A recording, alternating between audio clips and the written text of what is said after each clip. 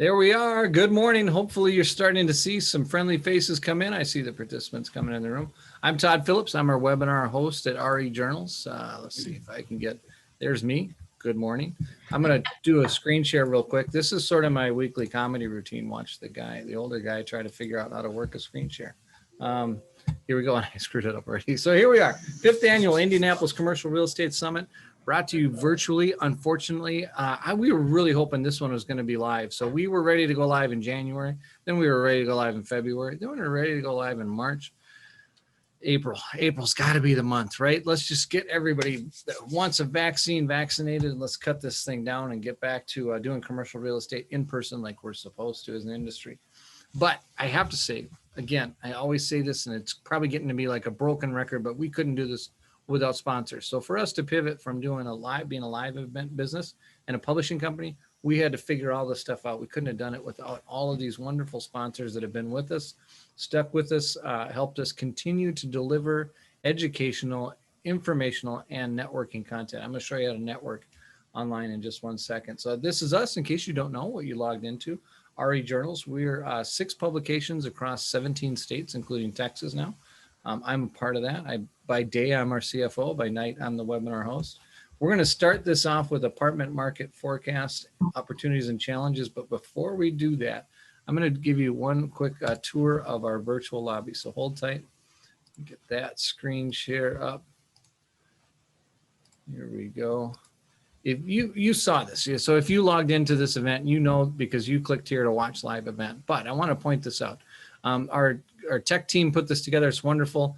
We've got lists our sponsors here, our gold and silver sponsors. Then this is what's neat about this. You've got the speakers that are coming up and a button to connect with them on LinkedIn. So that's your networking. There's 2 ways to network. One's going to be this one. Okay, so click on here, network with all these people on LinkedIn.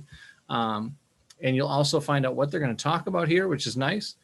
See all the sponsors. If you want to find out what our sponsors do, there's a description at the bottom. So if you're like, hey, I've seen Meridian on a ton of things, I want to go down and find out a little bit more about them. That's in here. So last thing before I turn it over, the second way you can network is go into the chat room. I'm going to open it up right now. 2 things are important here. Number 1, type in your name, where you're from, what you do, and it gives you a chance to say hi to the people and the attendees.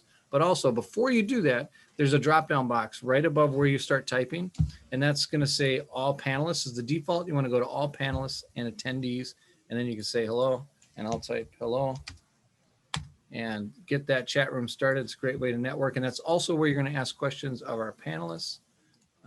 David's going to be our moderator. David, are you ready to take it away? Ready to go. Okay, if you need me, I'll be here in the background watching, listening, but I'll be back in an hour to switch up panels again. All right, sounds good. Thanks, Todd. Again, I'm David Adams. I'm a partner at Krieg DeVault. We are an Indiana-based law firm. I chair our real estate practice. I'm really excited to be here with all you guys today. I'm going to take just a real quick moment to introduce our panelists. We have Steve LaMotte Jr. Steve is an executive VP, heads up the Central Midwest Multifamily Group at CBRE. Focusing on multifamily sales and investments. Mary Trujillo, or MJ, is the founder and managing member of PRAXM Management. She'll be our property manager contact for this panel. We have Dwayne George, who's executive VP and head of production for Merchants Capital. And we have JB Curry, who's a VP of market rate development projects with TWG, our local Indianapolis-based multifamily developer. So thank you to each of you guys for volunteering to be with us this morning. I think we've got a really good panel and a really nice kind of cross-section of different perspectives on the Indianapolis area market perspective.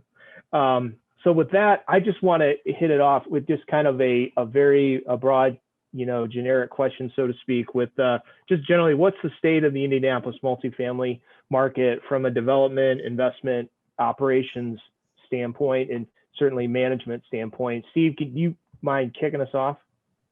Yeah, sure. Happy to. Yeah, and good morning. Thank you for joining us this morning. Pleasure to talk to you about the apartment sector. It's always an easy conversation talk about multifamily, and it's particularly easy this year as the sector is just literally on fire nationally, but specifically Indianapolis is on fire in a way that's never been before. And the amount of capital that's trying to get deployed in the Indianapolis metro is unprecedented. We're seeing the best bidder lineups that we've ever had in my career. A lot of new sources. One of the themes that we're seeing this year is that the groups that were successful buying last year are not the same groups that are successful buying this year. There's a new cast of characters. The deck is always shuffling in the Indy Metro, and it has been 10 or 15 years as new sources, coastal sources, and increasingly now offshore sources are looking at Indianapolis as a viable investment thesis. But that shuffling of the deck is more rapid today than it's ever been. The desire to place capital here from new sources and increasingly institutional sources is stronger than it's ever been. And there are a lot of reasons for it. We'll delve into them in this call, I'm sure. But just in 10 seconds to summarize a couple of them, it's logistics. Indianapolis is a powerhouse in the logistics space. We're arguably the best connected metro in the nation. And as retail and bricks and mortar has struggled and Amazon has flourished, we have benefited. We're an Amazon market. We're a distribution logistics market. And that has been a very deep rudder that has sustained the economy. A number of other reasons, but I'll pause there and pass the baton. Yeah, JB, from the developer standpoint, how do you look at the current market in terms of, are you guys focusing on holding on to existing assets, building new?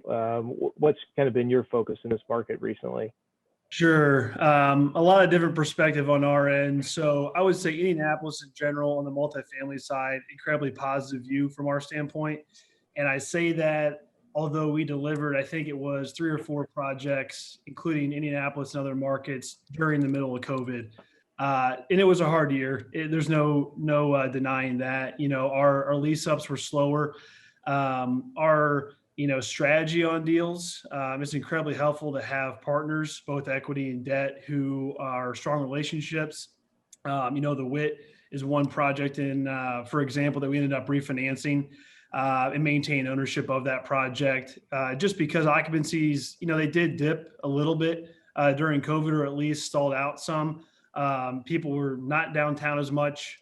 People weren't out and about as much. And for us, we're betting on the long-term growth of Indianapolis, the job growth, development side. We moved our offices downtown Indianapolis on East Washington Street.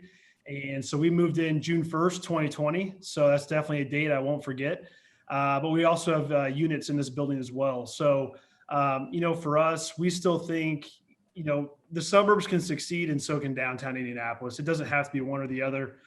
You still hear about Elanco or other job growth opportunities in downtown Indianapolis. We're hosting the NCAA right now. I think Indianapolis has a lot of spotlight on it.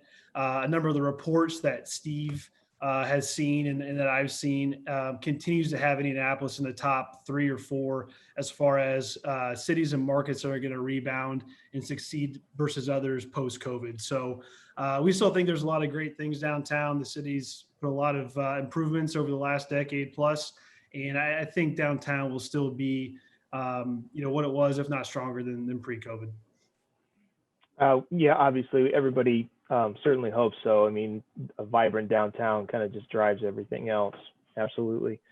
Dwayne, from the lender's perspective, how are you underwriting deals these days? And is competition for the financing heating up, or who are the players in this market?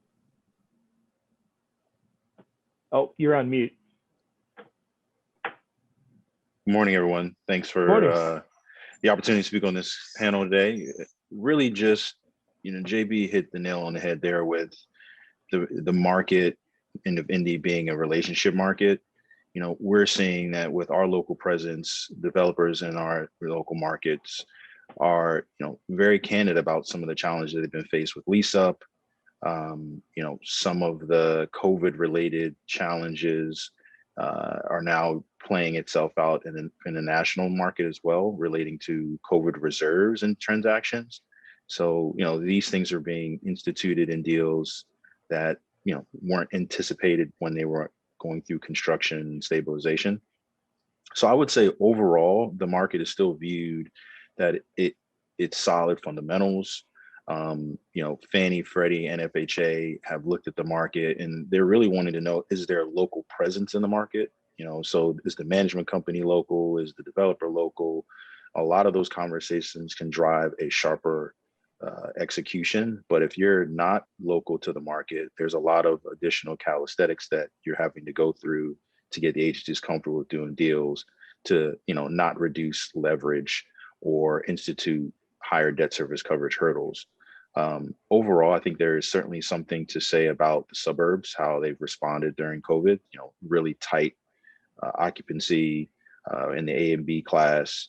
We've also seen some affordable opportunities in the suburbs. Downtown is slow, and there's some concerns there with a little bit of softness in the urban core. But overall, I think the market is seen as resilient as it is to most of the other competitive markets. And so it's just really a matter of time from the agency standpoint, how they're going to respond. It's been rather fluid thus far. But we haven't seen a complete drop off from last year, from the growth that we saw from last year. Good.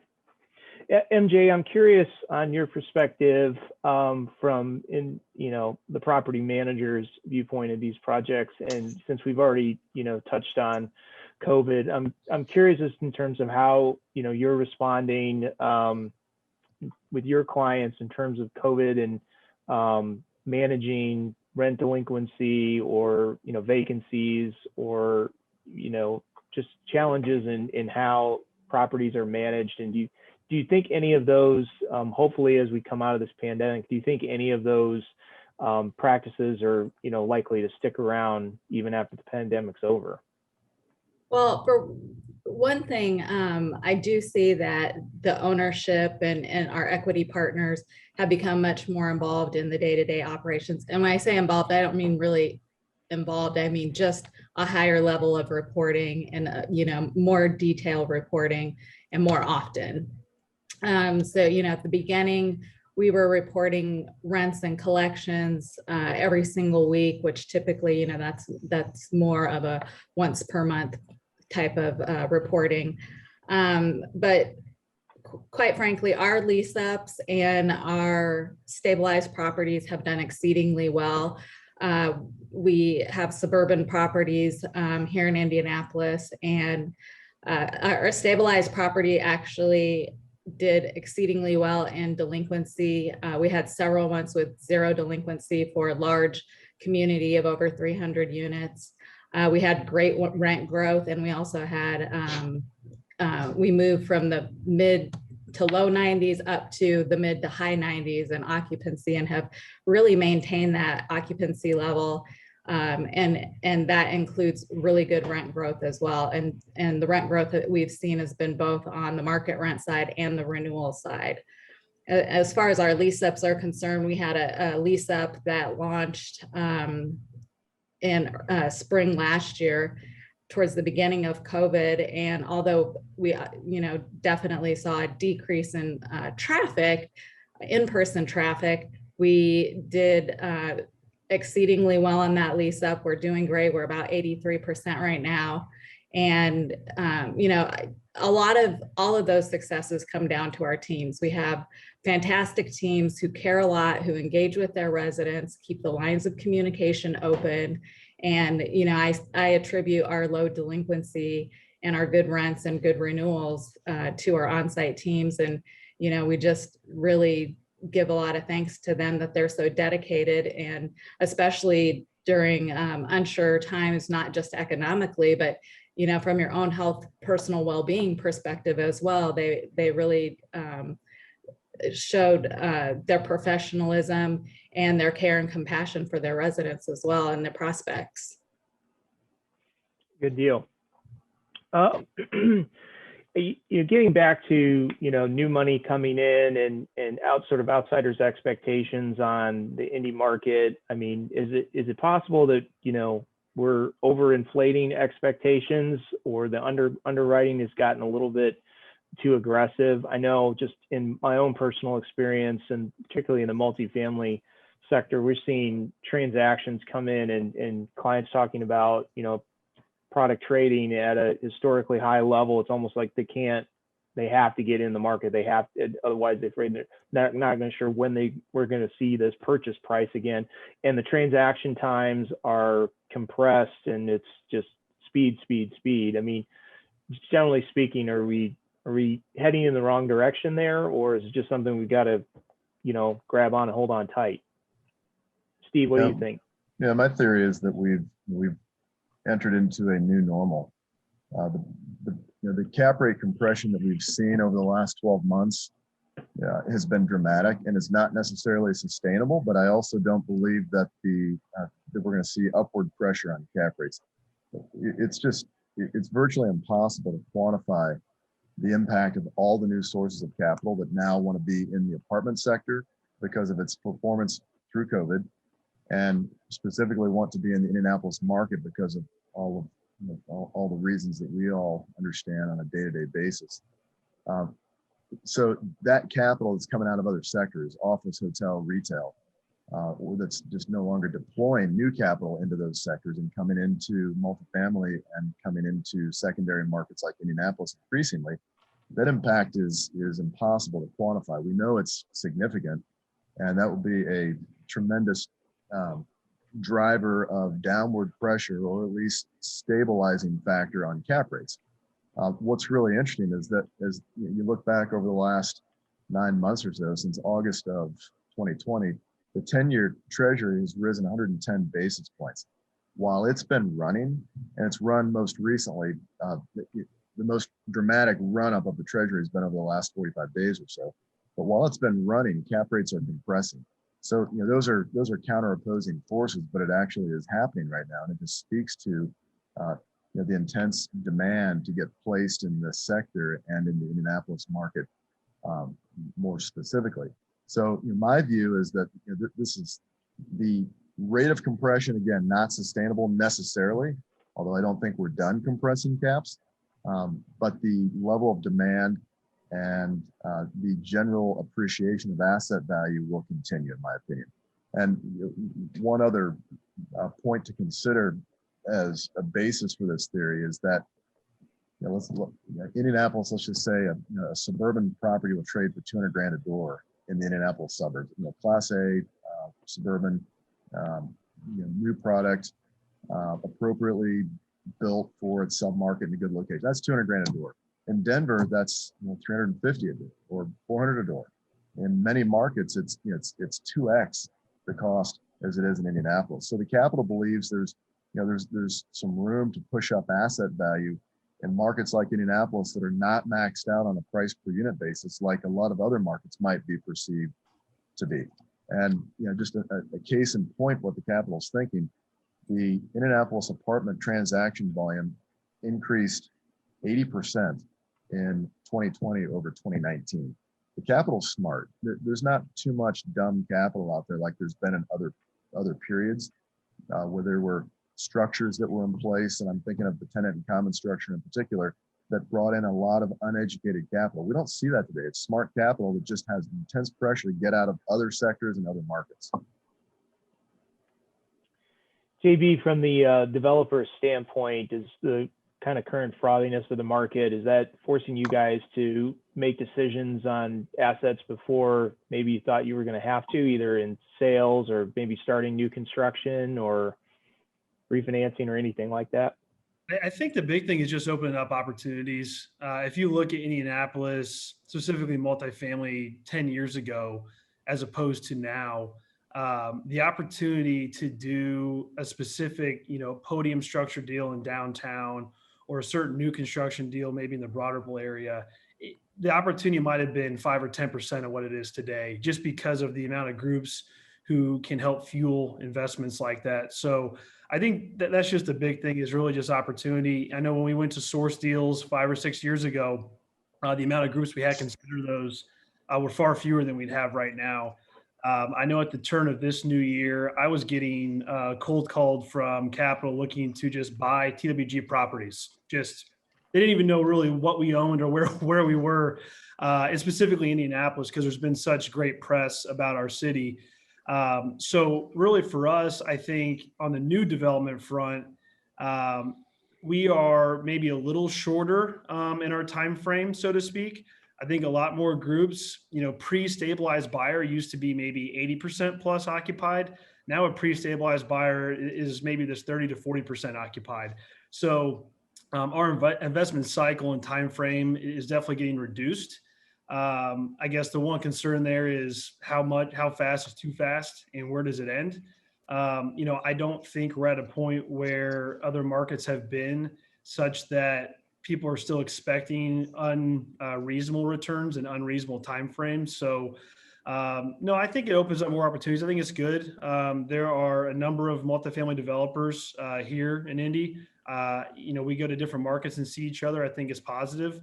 I think we can learn from one another, and I think it's a good, healthy competition. But I don't think bringing outside groups is necessarily a negative thing. Okay. Mary, I wanted to hit on, one point that Steve raised, which was he felt like that there was, I think, there was more room for rent growth. Are you seeing that? I mean, I think, in order to justify the purchase prices we're seeing, obviously rent growth is going to have to continue exponentially. And what are you seeing in terms of just general costs of management, operation? And I'll open up to the panel too. Anybody in terms of increased costs of construction, like lumber. I mean, how does that get absorbed? I'll start with you, Mary, on the rent growth question, maybe. Yeah, sure, no problem. Like I stated earlier, we have seen that we've been able to continue to grow our rents. We have tried to underwrite those somewhat conservatively, but we have exceeded what we budgeted in 2020. So we were really pleased with our results there. The same is true with our, depending on the location, some of our new lease up, but definitely here in the Indianapolis market, we're seeing rent growth even with the new lease up. So, for all our indicators, we're seeing that, we're still having good steady growth, and we're really pleased with that. And I think that has continued to attract others to the market. And I think the new developments should fare well. And to MJ's point, Yardi, which tracks, I don't know, probably hundreds of thousands of units across the nation, has Indianapolis as the #1 rent growth forecast market for 2021 at 4.4%. Indianapolis has rarely been a top 20 market in anything over the last 20 years, and now, in any sector perhaps, and now in the apartment space, we're the top forecast rent growth market 2021. So there's something happening here, and the market broadly is taking note of it. And I would just add, go ahead. No, go ahead, JB. I was just going to add on, just trying to be conservative with rent growth, like MJ mentioned. And a lot of our underwriting, we're still growing expenses as well. So it's a lower dollar number, but it does help be somewhat conservative and not try to shoot yourself in the foot up front and try to go in too risky. So, we're trying to look at both sides just to make sure we're not, putting the cart before the horse in that sense. But we've seen similar feedback on the growth. Just from a lending perspective, I think if I take a minute here to put on my production hat, the fundamentals are solid in the market. The rental trends are evidenced by a lot of the publications, and borrowers that we're engaging with are starting to provide us with support for their rental assumptions.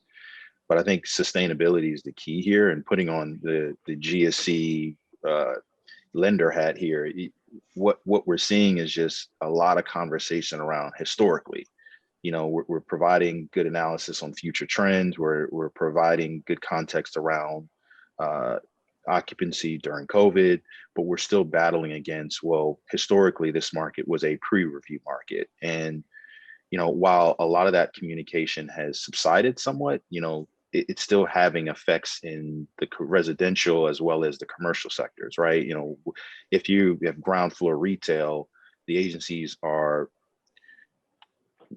they're leaning towards not underwriting a portion or operating with a larger vacancy rather, where historically, they would take a 10% vacancy clip on whatever commercial income that you're underwriting to.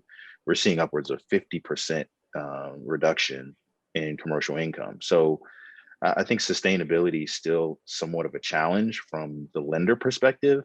But I think the time horizon looks good, and as long as collections remain stable, I really feel like there's a story within certain submarkets within the Indy market. Wayne, speaking to your theme of sustainability, it's interesting to look at Indy, compare us to our peer markets, and on a rent, virtually every metric we compare favorably. I'm going to point out the rent to income metric. So as you look at median rents in the metro compared to median incomes in the metro, our ratio is 18.9%. And that compares to more affordable markets of Kansas City and St. Louis that are low 18s for Kansas City, and virtually the same as us, but 5 basis points cheaper in St. Louis. Minneapolis, Detroit, Cleveland, Nashville, and Chicago are all moderately to significantly more expensive rental markets than Indianapolis. And that creates the perception from the capital and the lending community standpoint that you can continue to run rents in Indianapolis. You can continue to do value add strategies and expect to get the rent bumps in the Indianapolis market because we are still a relatively affordable market in spite of sustained rent growth. Yeah, I would say one other thing too, just speaking specifically to affordability, we've seen an acknowledgement from the lending community that, for example, Fannie Mae, they've issued this new initiative called Sponsor Initiated Affordability, where they're really trying to drive for more middle income workforce housing, and they're subsidizing transactions to really support that, right? So if the borrower is willing to structure a deal where 20% or even 30% of the project will be at affordable levels that they deem, you are generally going to benefit from a capital subsidy to your deal, anywhere from 10 to 25 basis points in rate. And when you look at rates today, we're 150 basis points tighter than we were this time last year when the Treasury spiked and spreads started to creep. And so overall coupons are strong. And so you look at how that can impact your sizing even after the agencies are taking a look at being more conservative on debt service coverage. I think it still leans well for workforce housing deals. And on the affordable side, with the fixing of the 4% credit, a lot of the deals that weren't penciling 30 to 45 days ago are, and ultimately more equity in deals is leaning itself towards less debt and lower loan to cost. And so instantly these deals are now more viable, and there's a little bit of cushion in the underwriting to accommodate, the proceeds needed to fund your deal. So deals are better adequately sourced now, which is encouraging, and it just speaks well for the development cycle that hope we can continue to navigate through, even though costs at the labor and the materials level starting to creep. Well, we started to talk about affordability. I'm curious just to open this up to the entire panel in terms of where does Indianapolis market stack up in terms of having a reasonable selection of affordable rate housing. I know we're talking a lot about market rate development, but why are those projects so challenging, or historically have been so challenging to kind of get over the finish line? And again, just in the other markets you work in, how does Indianapolis stack up in terms of having a good variety there between affordable and market rate units? And I'll open it up to anybody in the panel. I'll jump in. I will definitely say, regardless of COVID or not, parking is always just a huge driver of urban infill redevelopment. So for us, other markets, you can afford higher cost and include a wrapped garage or a parking podium, so to speak, because your rents are going to offset that. With Indianapolis, I think one of the best things about the city is it's a little more simple. It's a little more easy. It's easier to get around. You can get to and from a game and not have to spend $50 to park somewhere like you would a larger metro. Our rents are affordable. I think you're going to pay a premium to live right in the CBD or right downtown where you can walk to the grocery store and walk everywhere. But as far as, rental rates, I think we have to be able to provide the cultural trail, provide Neeler's, the grocery store, provide places where people can walk and maybe not need a car to. It's 18 minutes from downtown to the airport. When I lived downtown, it was great. I loved it. I didn't use Blue Indy, but I know that's kind of phasing out. But I think we need to be able to provide more things downtown. And that kind of offsets some of the parking costs. And I think with that, you might have some rent growth as well, if you remove some expenses from people's lives. So that's always a big challenge for us, I know. And that being said, the city, we've started to prove ourselves as a market that doesn't need incredibly high incentive if you're doing only a market rate deal in the best location downtown Indianapolis. And I think outside groups are seeing that, and that's why they're coming here. So I think there's some room for rent growth. When that happens, I don't know if it's this year or next, or if it just continues at a steady pace, which would be great. That's just kind of my initial thoughts on that. David, I sort of touched on affordability in Indy relative to a number of other metros, but I think it's also interesting to note that the number of value add transactions that have occurred in Indianapolis, and value add transaction means that owner A sells to buyer B, who believes that they can do a better job pushing rents than owner A did, and they invest, whatever it might be, $5,000 to $40,000 per unit in a CapEx program in order to push up rents. And we've seen a number of that's been the overwhelming majority of the transactions that have occurred in the Indianapolis metro over the last 5 years. So that's taking rents up, anywhere from 5 to 20% increases over their prior rent levels. And that has, to some degree, that has the effect of reducing the stock of affordable / workforce housing in the Indianapolis metro. And I think that creates an opportunity for others to come in and fill a space that used to be a little thicker with affordable or workforce rent levels. But the IHCDA is, in my opinion, is a very efficient distributor of affordable housing proceeds relative to other states. And the 9% tax credit program has been very actively used over the last, I don't know, as long as I've been in business, continuing up through today. So it's not as if we're not building in that space, but perhaps there's demand for more to step into that space. And certainly, as Dwayne mentioned, the agencies are stepping into that space with interest rate incentives for those who are with resident profiles that qualify as workforce housing. So from a merchant's perspective, we've positioned ourselves well the last 12 months to, stand up our equity platform. And so merchants, we do debt and equity, and we specialize in affordable, but we certainly transact well within the conventional space. And in the Indy market, that's a footprint for tax credit equity investment for us. And we've seen a lot of opportunities in the 9% space. We do a fair amount of construction to agency takeouts in the 9% space. We bridge to LIHTC resyndications. We do D4s on conventional transactions. So we see a myriad of opportunities within the Indy market, and we've kept an active pulse to what's going on. I will say the investor demand on the tax credit equity side is really strong in the Indy market, which is great. Rent growth is playing a part of that. I think for us, it's just trying to gauge capacity, right? Because when you look at the lead times on deals, they're not getting any longer. Frankly, they're getting shorter. And the demands within the agencies to close by a certain time is really putting a lot of stress on the agencies and HUD. We're hearing, 40 deals are submitted to HUD and you're in the queue. While LIHTC deals are prioritized, you're not really seeing that for the conventional deals.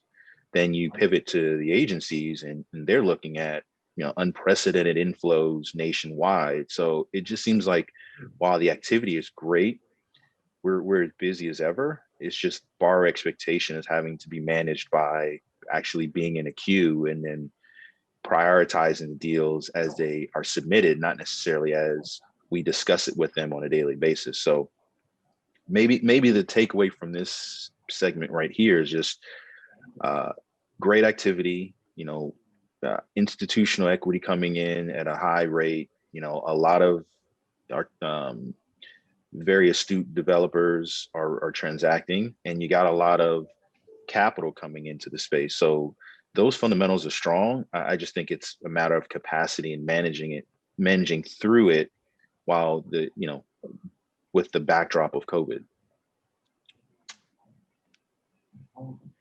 I'm curious, as that we've talked a lot about investment and investors, and I'm curious as to, where is the money coming from outside investors? I mean, you've heard of, different platforms opening up over the last few years for, online syndications, more, everyday person kind of opportunities to invest in these properties or have some small sliver of it.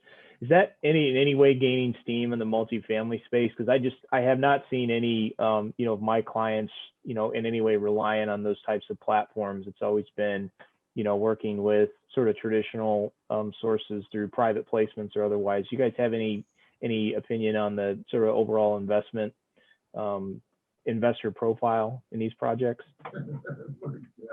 Well, my view is that the depth of investor capital seeking exposure in multifamily is increasing regardless of what that capital looks like, whether it's sophisticated or unsophisticated. But David, I think to your point, you're talking about the individual investor who now has access to multifamily investment that they didn't have before. And you look at groups like Vallejo, they're a great example of a local advisory shop that is bringing hundreds of their clients that never considered investing in multifamily into the multifamily space, and they've facilitated the equity raise on some of the largest transactions in the Indianapolis metro for some of the best developers and owners and operators in the market. So we're seeing the face of the call it the untraditional or the unsophisticated. That's not really the right word, because these are sophisticated investors who are high net worth, but they're just not in the space today. So, or weren't in the space yesterday. So from an apartment standpoint, they're unsophisticated. But what's happening, I think the governor on that, or the protection for that investors, they're generally coming alongside with other sophisticated multifamily investors, and oftentimes they're all coming into the same pot or a part of the same structure in some way. So you've got, very intelligent capital in multifamily space that is running alongside new and experienced capital in the apartment space. And I think there's some safety there for the new investor. But, it's fueling the fire. It's one of those dozens of reasons that we're seeing such a profound demand feature for multifamily asset today. Yeah, I'd agree with that. It's certainly not a surprise to have all this equity coming in. You could argue that folks have been watching from the sidelines and maybe haven't had a dead sprint into the multifamily sector. And it might have been a nice speed walk or a light jog, but now it's the metrics and the historicals have performed through many of cycles. And, you got a lot of folks who, may have been specifically in the conventional space and, want to stand up an affordable platform and, have access to capital there and understand the application process. So I just think whether it's institutional, whether it's private capital, those folks who are now entered the space have been probably thinking about it for quite a long time. And, why not now when, things are still transacting, right? You're still seeing deals trading, you're seeing some cap rate compression, you're seeing still value add opportunities, and you're seeing, frankly, a push towards deeper affordability, which ensures, income streams, right? Section 8 deals over the past 12 months, I've never seen the activity in my career of Section 8 transactions trade and the cap rates in which they're trading at, for the perspective of doing some rehab and getting markup to markets rents. So just huge value creation there when that certainty of rents is solidified by the federal government. Yeah, and I think from our perspective, Dwayne mentioned the sidelines. In our view, the sidelines have almost been like the coasts, whether it's high net worth syndication groups or institutions, literally just coming from the coast where they've been outpriced in much larger downtown cores. It's not multifamily, but Salesforce is a great example of a group who eventually, after a couple of years, decided to purchase Exact Target.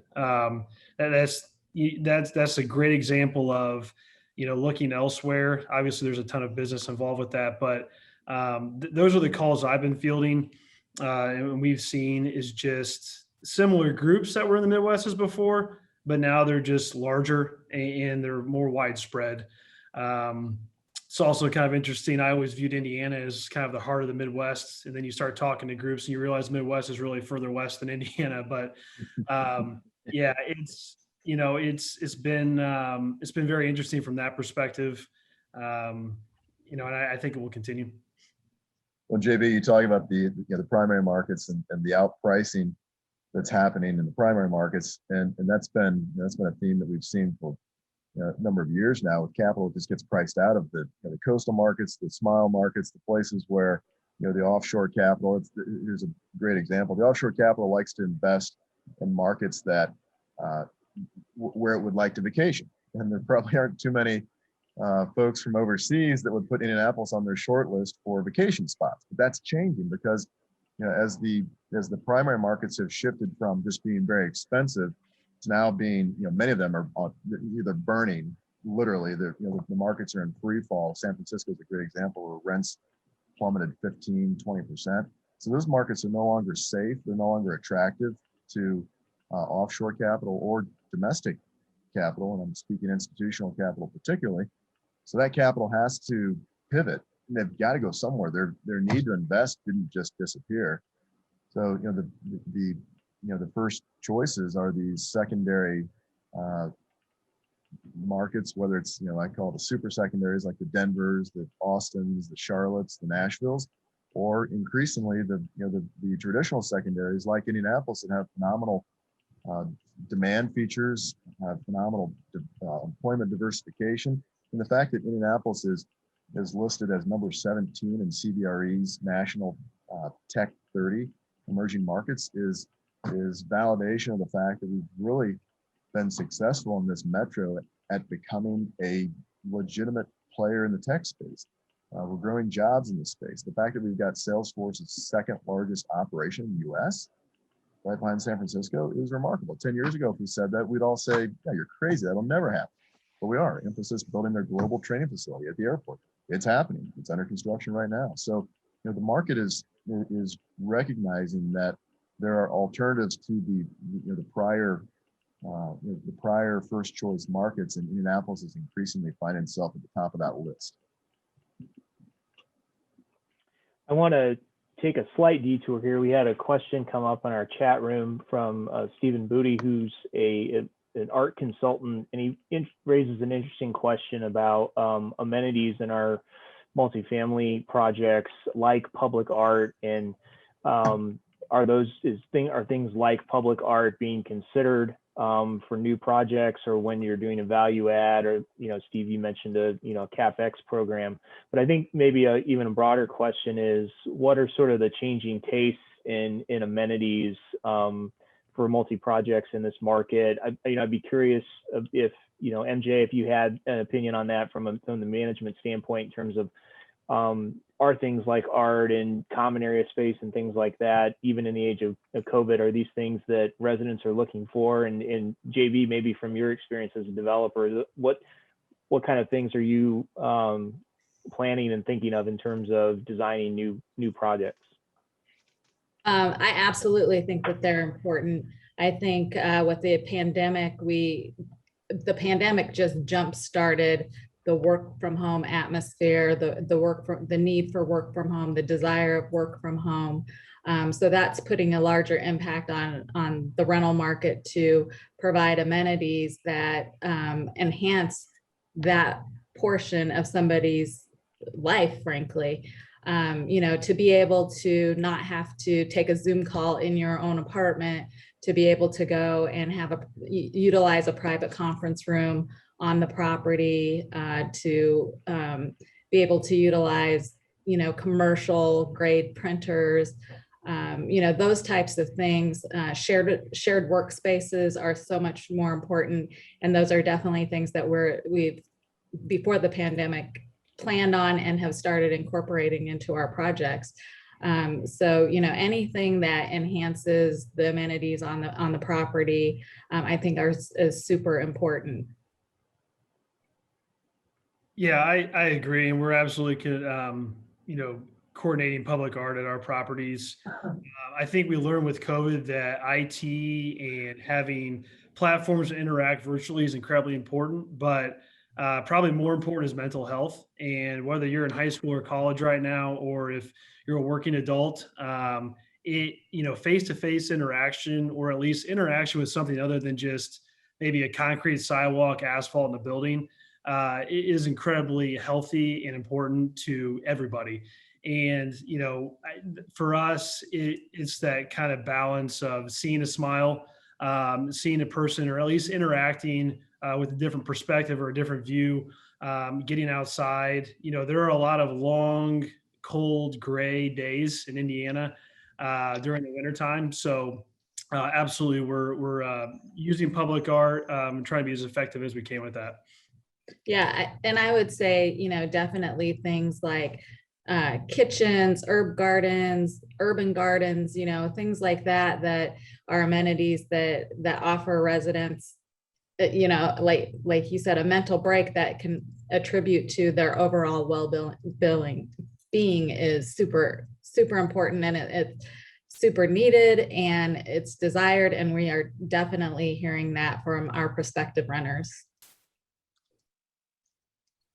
David, staying on the art theme, the biggest art piece that I'm aware of that's been recently commissioned is at Proscenium, which is an Anderson Berkwood development in Carmel, at Carmel Drive and Rangeline, where I don't have the dimensions, but I'm just going to guess it's a 30-foot tall piece on a facade of the building, where rather than staring at a blank wall, you'll stare at a piece of art.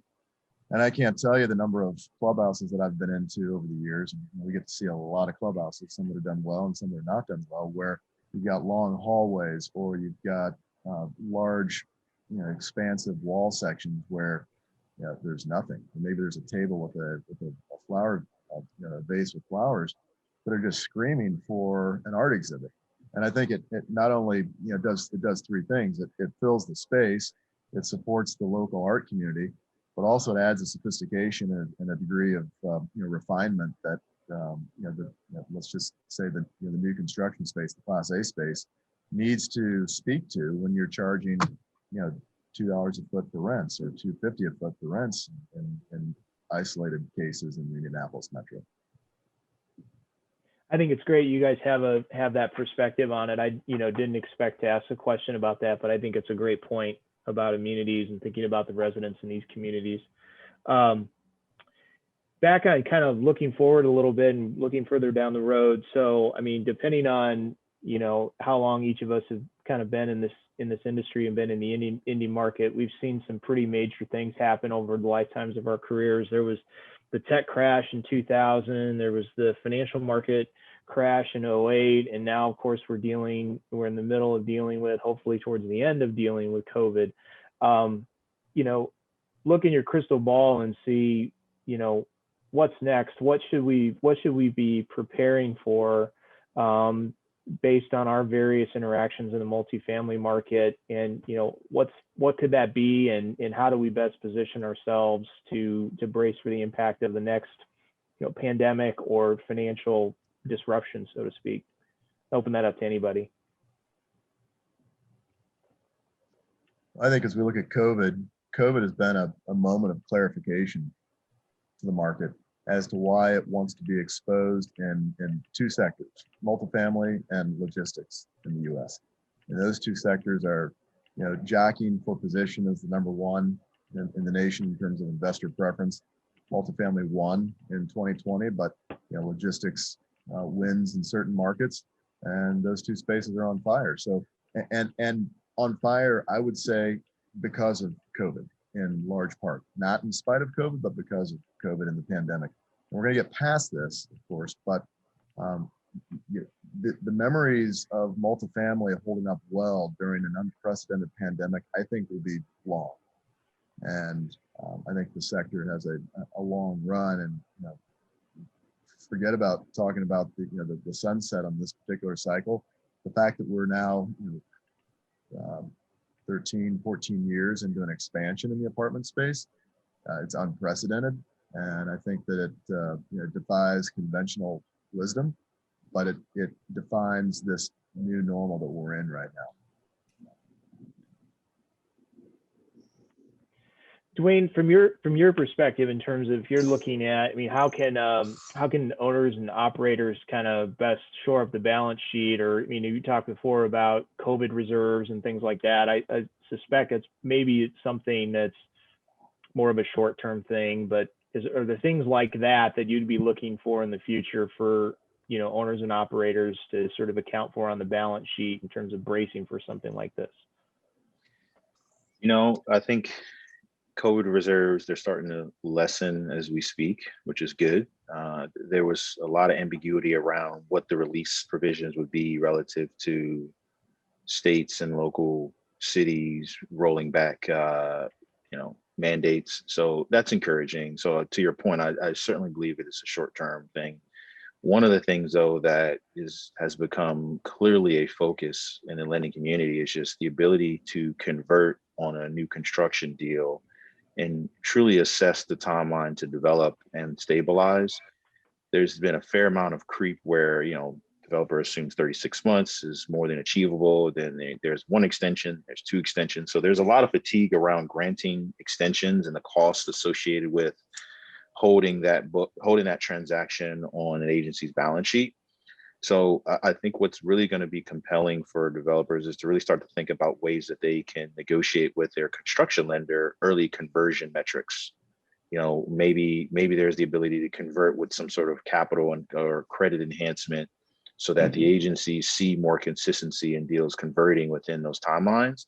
Because the more deals delay in conversion, the less likely they're going to grant these longer extension periods, or they're going to do it at a cost that can make a deal underwrite. So just to drill down on that, there was a couple of deals where we were trying to structure, the conversion was at a 125, the property was at a 115, and there was a collateral enhancement to get the property to fund at a 115, but collateralizing the difference between a 115 and a 125. So things like that I hope, start to really, strengthen the ability to convert within those windows. And then success in doing so will likely create more momentum with, other submarkets around Indy and nationwide, frankly.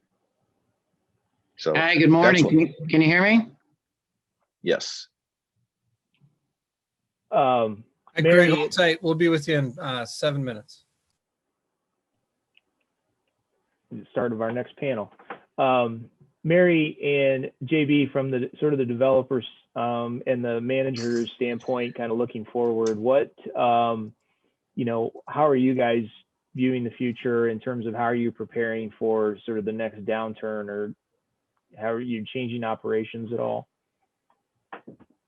I think that the biggest thing is, as far as an operational side, we definitely recognize that property management is a dynamic business model. So, just staying fluid and adapting, being able to adapt to new things.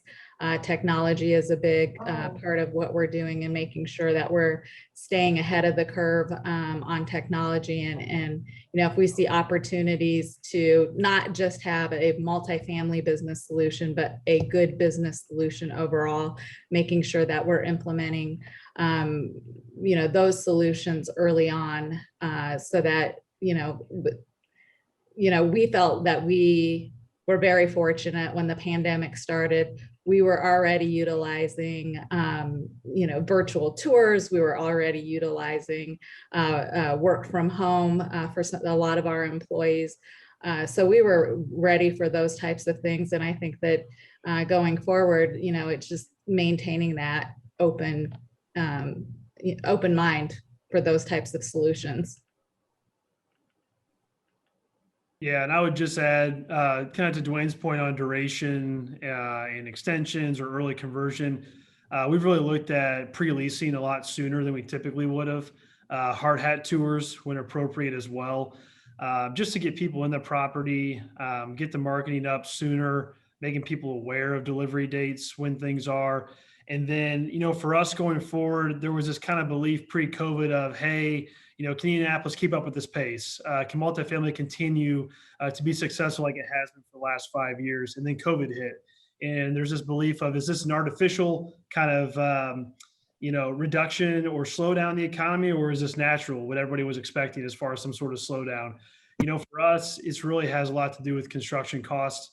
We built are finishing our first modular building here in Indianapolis, with the idea of, reduction on timing as far as personnel out in the field, and delivery of a unit and trying to reduce weather impacts. So we're definitely actively looking at creative ways to kind of move around increased costs like lumber. If you were to look at that chart today, it's very high. So yeah, interesting.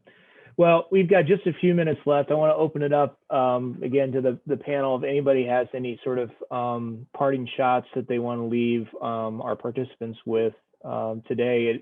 Again, thank you all very much for agreeing to take time out of your day to talk about the Indy multifamily market and your experiences. And we do really appreciate it. But again, any parting comments or thoughts that you guys want to convey?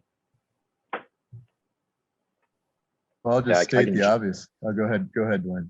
No, you go ahead, Steve. I'll jump in really quickly with my comment. Stating the obvious is that if you're exposed to multifamily today, you win no matter what you do. If you hold, you're winning with cash flow. If you sell, you're selling at unprecedented cap rates in Indianapolis, which have now dipped below 4.0 with the transaction that we closed a few weeks ago.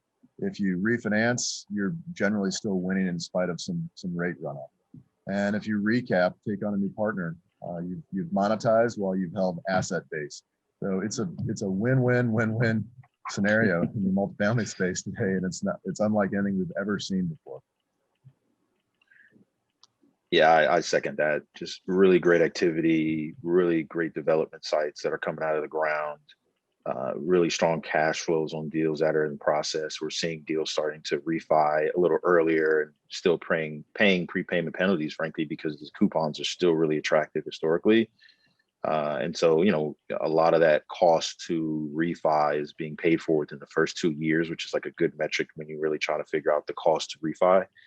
I guess one trend that I will highlight that I've noted as more of a recent trend is, which I really feel is going to speak well for the Indy market. Insurance costs in multifamily on the coasts have just skyrocketed, and you have, I was reading a report that said there were 30 instances of claims that were responsible for $50 billion worth of payouts. So you're seeing a couple of things. You're seeing a lot more named storms. You're seeing a lot more claims against properties. You're seeing carriers that aren't able to quote insurance premiums, or you're having to force coverage, and it's having dramatic impact in NOI sizing. So, while the Indy market hasn't seen that growth or spike in costs, I really do feel that a lot of these coast operators are going to start looking more in the Midwest, and with the logistics that Indy is well known for and the accessibility, I just see more capital coming into the market, hopefully not creating more of a boom and more construction, but I just think that deals are going to start trading. They're going to probably more act rehab opportunities. So it just really speaks well for what I believe the Indy market will benefit from: continuous growth in addition to the rental growth that it's currently experiencing. JB and the 15 other local developers have done a phenomenal job boxing out all the non-local developers. That's good. It's remarkable how this is a locally dominated market. Well done, JB. Good job. I'll say for, on the operations and management side, we feel very confident in the Indianapolis market. And I would say continue to edge market rents up, go ahead, do not be shy about increasing rents. Obviously you want to be conservative and you don't want to lose people, but I think that there definitely is room for rent growth, and we're seeing that on our properties. And both on the new lease up side, we have good rental leasing velocity, and on the stabilized properties, we're seeing good numbers, low delinquencies, and increased rents. So, to us, it's very favorable. Well, we're right at 10. Again, thank each of you guys for taking time out of your day. We appreciate it. I think we've got, really good feedback from our chat room. I think everybody really benefited from your insights today. So let's keep it going and keep the multifamily market going strong. Thank you, everybody. Thank you. Thank you. David, pleasure. Thank you all. Absolutely. Amen care. to that. Let's keep it going. Let's just get the face masks gone and get back to reality. Right? Okay, so if you're on the next panel, now's the time to activate your camera and microphone. Craig, I muted you. I'll hit an unmute button for you. But so unmute your microphones. I'm going to do a quick tour again, real quick. Screen share. This is our virtual lobby. This is the next panel coming up here. These 5 folks. Rebecca's our moderator, as you can see. Again, don't forget about these LinkedIn buttons to connect with them. And this is what they're going to talk about during this panel. And don't forget to thank our sponsors. Let's see here. I see Rebecca Wells. How are you? Microphone's ready. Rebecca, you ready to take over? I can't hear you. Can everybody else hear her? Thumbs up if you can hear Rebecca. No. No dice. Lower left-hand side of your screen, there's a mute-looking, microphone-looking thing. It's got a caret next to it. If you click that, it'll get you in your audio settings. Otherwise, it might be. Let's do this while Rebecca is working on her audio. Rebecca, give me a thumbs up if it's okay if I do a quick intro of everybody. So let's start. Let me get the screen up while she works on that. This is our panel: Indianapolis market sector update, industrial, office, retail, investment. Our panelists, Craig Miller, let's start with you. You want to do a quick intro of yourself? Hi, can you hear me okay? Yes, we can. Hi, Craig Miller. I'm dialing in from Columbus, Ohio today. Our firm, Duffy & Duffy Cost Segregation. We are a regional engineered cost segregation firm. We do a considerable amount of work in the Midwest, including Indiana, Ohio, Michigan, and other states, and I'm glad to be here. Keith Stark, are you there? I see that you're in a restaurant and without a mask on live. Without a mask on. We're having trouble. I hear your audio a little bit. Keep talking again. Try it again.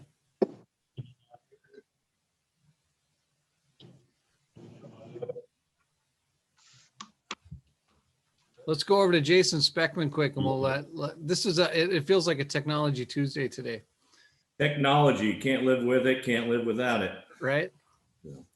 Morning, everyone. My name is Jason Speckman. I'm an industrial real estate advisor with Colliers in Indianapolis. Anything that has warehousing or logistics component is my charge. Fantastic. Tristan, and then we'll get back to these figuring out these sound issues. Sure. Tristan Glover with Zeller. I'm the market leader for Indianapolis. Company has properties all the way from Portland to Atlanta, and I'm actually sitting on site in an actual office building that has tenants in it. So it's a good day. What? Tenants in an office building? Oh, we're going to have to dig into that. Well, Rebecca is kind of popping back in. And Keith, try your audio again. We have audio now? Oh my gosh, you're so much better. We're hooked The up. earbuds failed you. Yeah. One of those days. And Rebecca? I still don't hear her. Do you guys don't hear her? I don't hear her at all. Well, we can go ahead and make a brief intro here if you'd like. Yeah, let's, did you all have questions in order that you want to go through, or do you want to just kind of go sector by sector? Well, Rebecca was going to moderate, Yeah, I didn't realize that. so that's a little bit of an issue, but we're here at Grindstone on the Mono in Westfield, Indiana. Yes, it is a restaurant. We're pretty much open here in Indianapolis and the metro area at some restrictions. There's virtually no one else in the restaurant here today.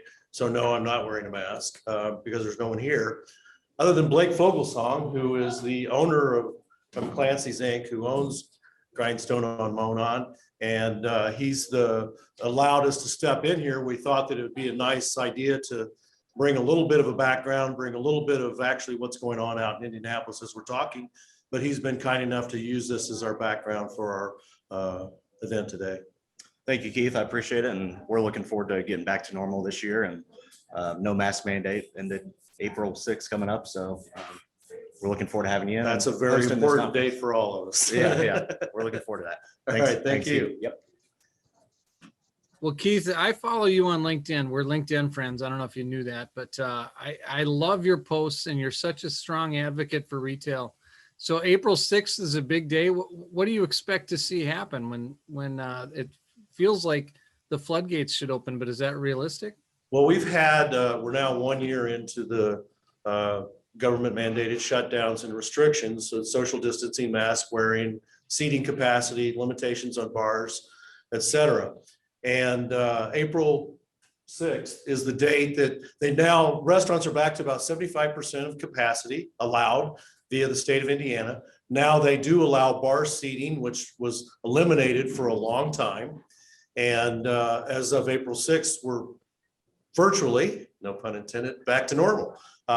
We have seen a resurgence in the restaurant industry. 1 in 5 restaurants closed during the past year in Indiana.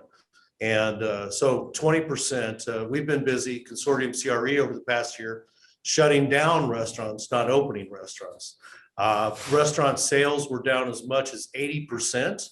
I know that the Ponderosa chain that I work with closely in Indiana, their sales were down 85% going into this time last year. And we're basically shut down because of the restrictions the state imposed on buffet style serving and things of that nature.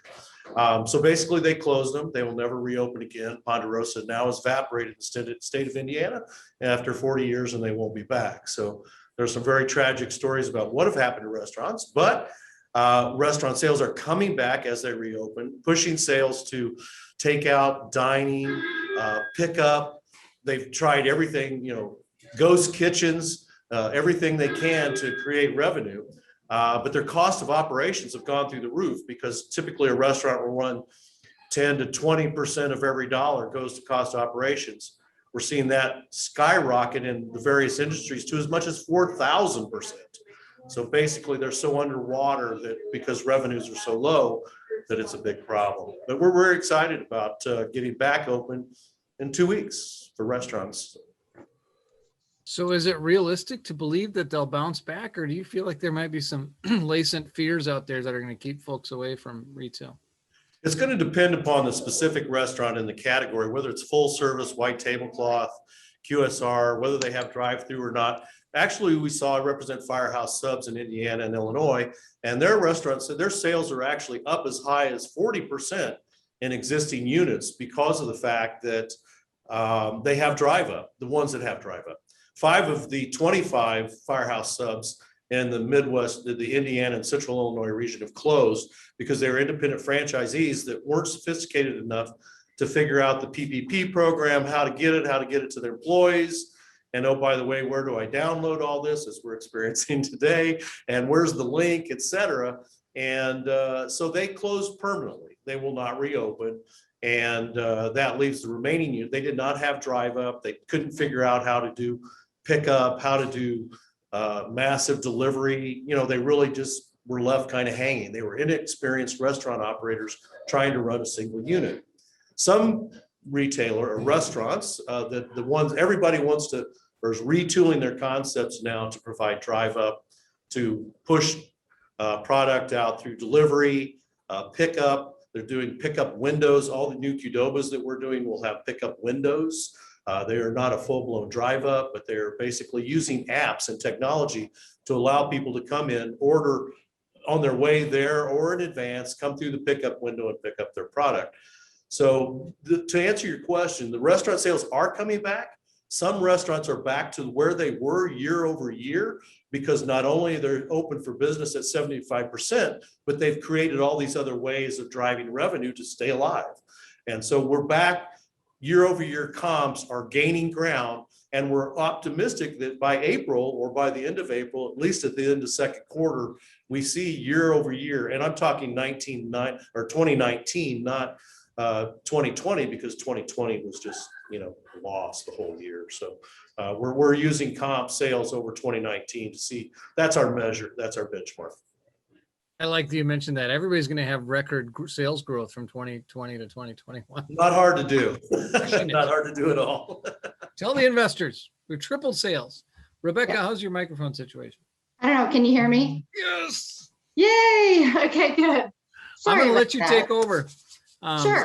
You didn't miss anything when you popped out. I was just asking questions of Keith and got the update on the restaurants. So Okay. I'll Okay. bow out. Let y'all take over. Everybody's done their introductions already. I'll introduce myself. I'm Rebecca Wells. I work for Cushman & Wakefield. I specialize in investment sales. I've been doing it about 20 years, focusing on office and retail investment sales, multi-tenant primarily. So I wanted to, why don't we talk to Craig a little bit? I wanted to start off with him so he could kind of kick it off to set the stage with the other panelists. As you know, the commercial real estate sector was the largest beneficiary of the 2017 tax cuts in the Jobs Act.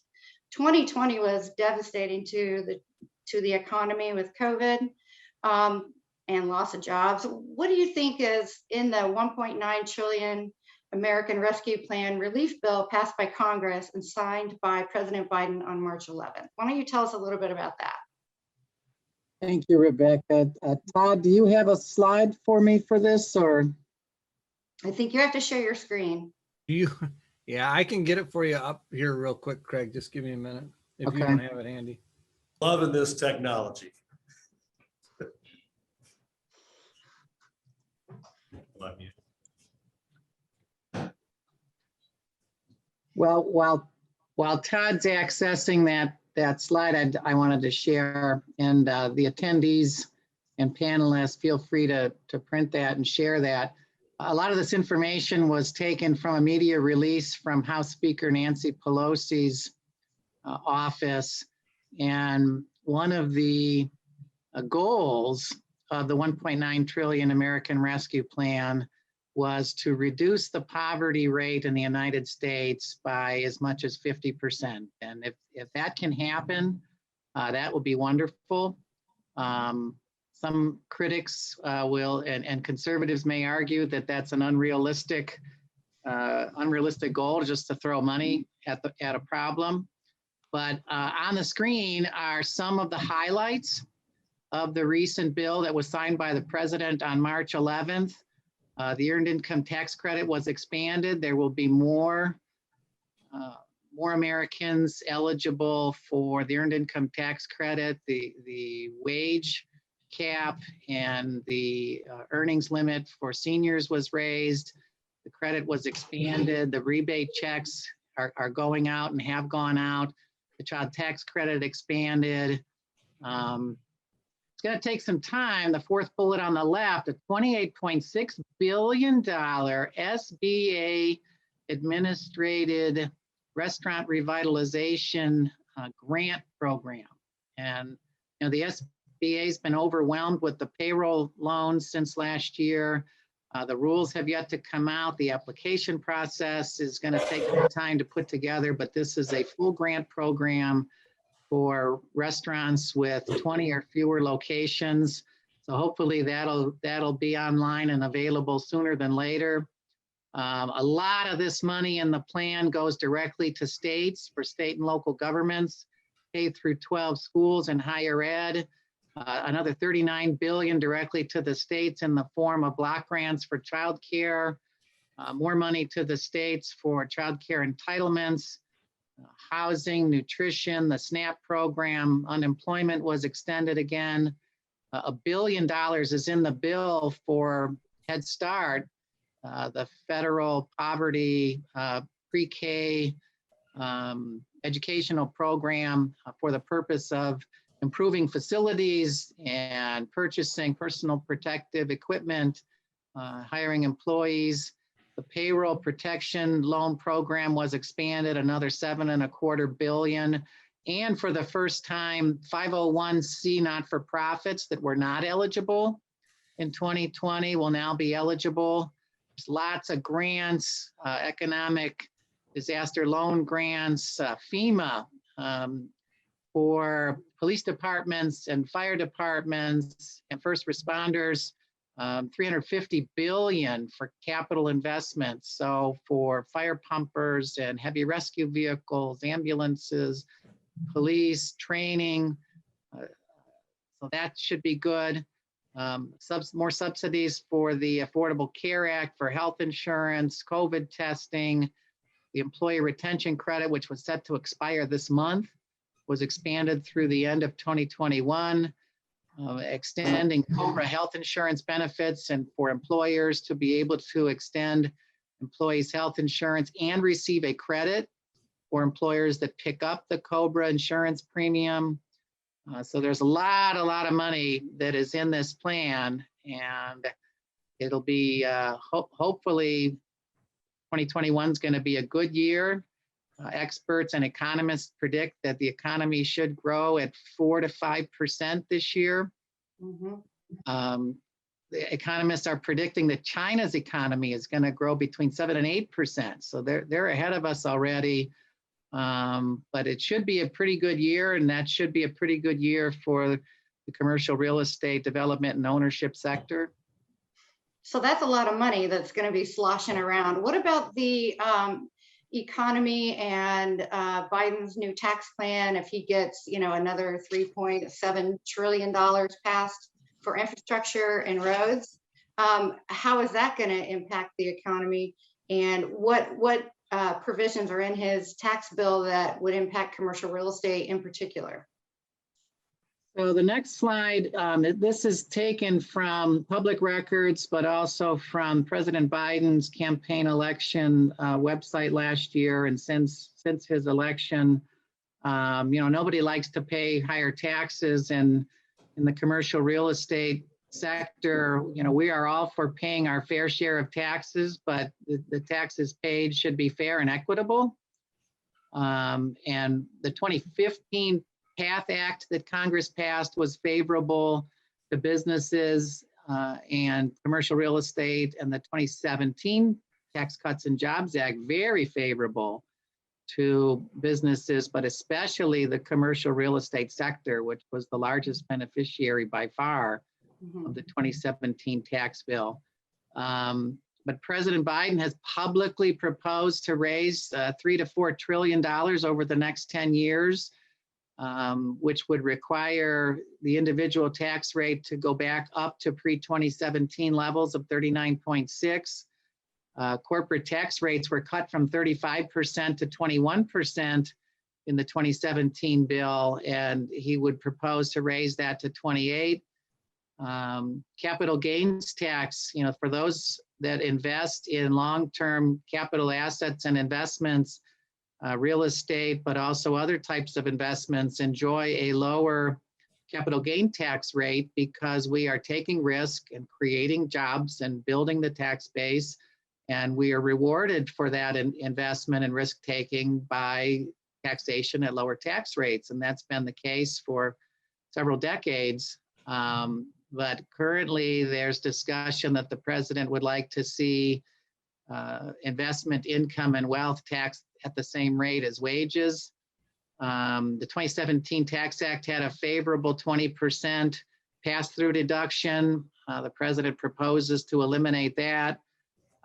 Bad news if the president and the new Congress eliminates the tax-free step-up in basis for estates for all assets that would have a step-up in basis upon death of a decedent.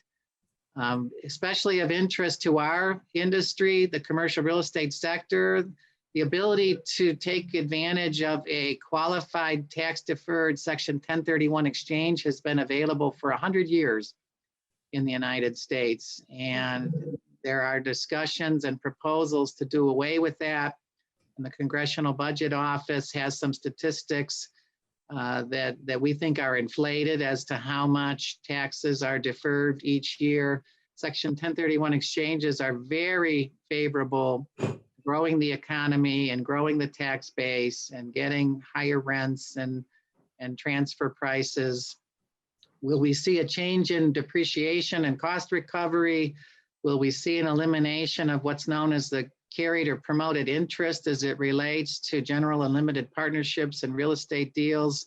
There's a risk reward trade-off and favorable lower taxation there.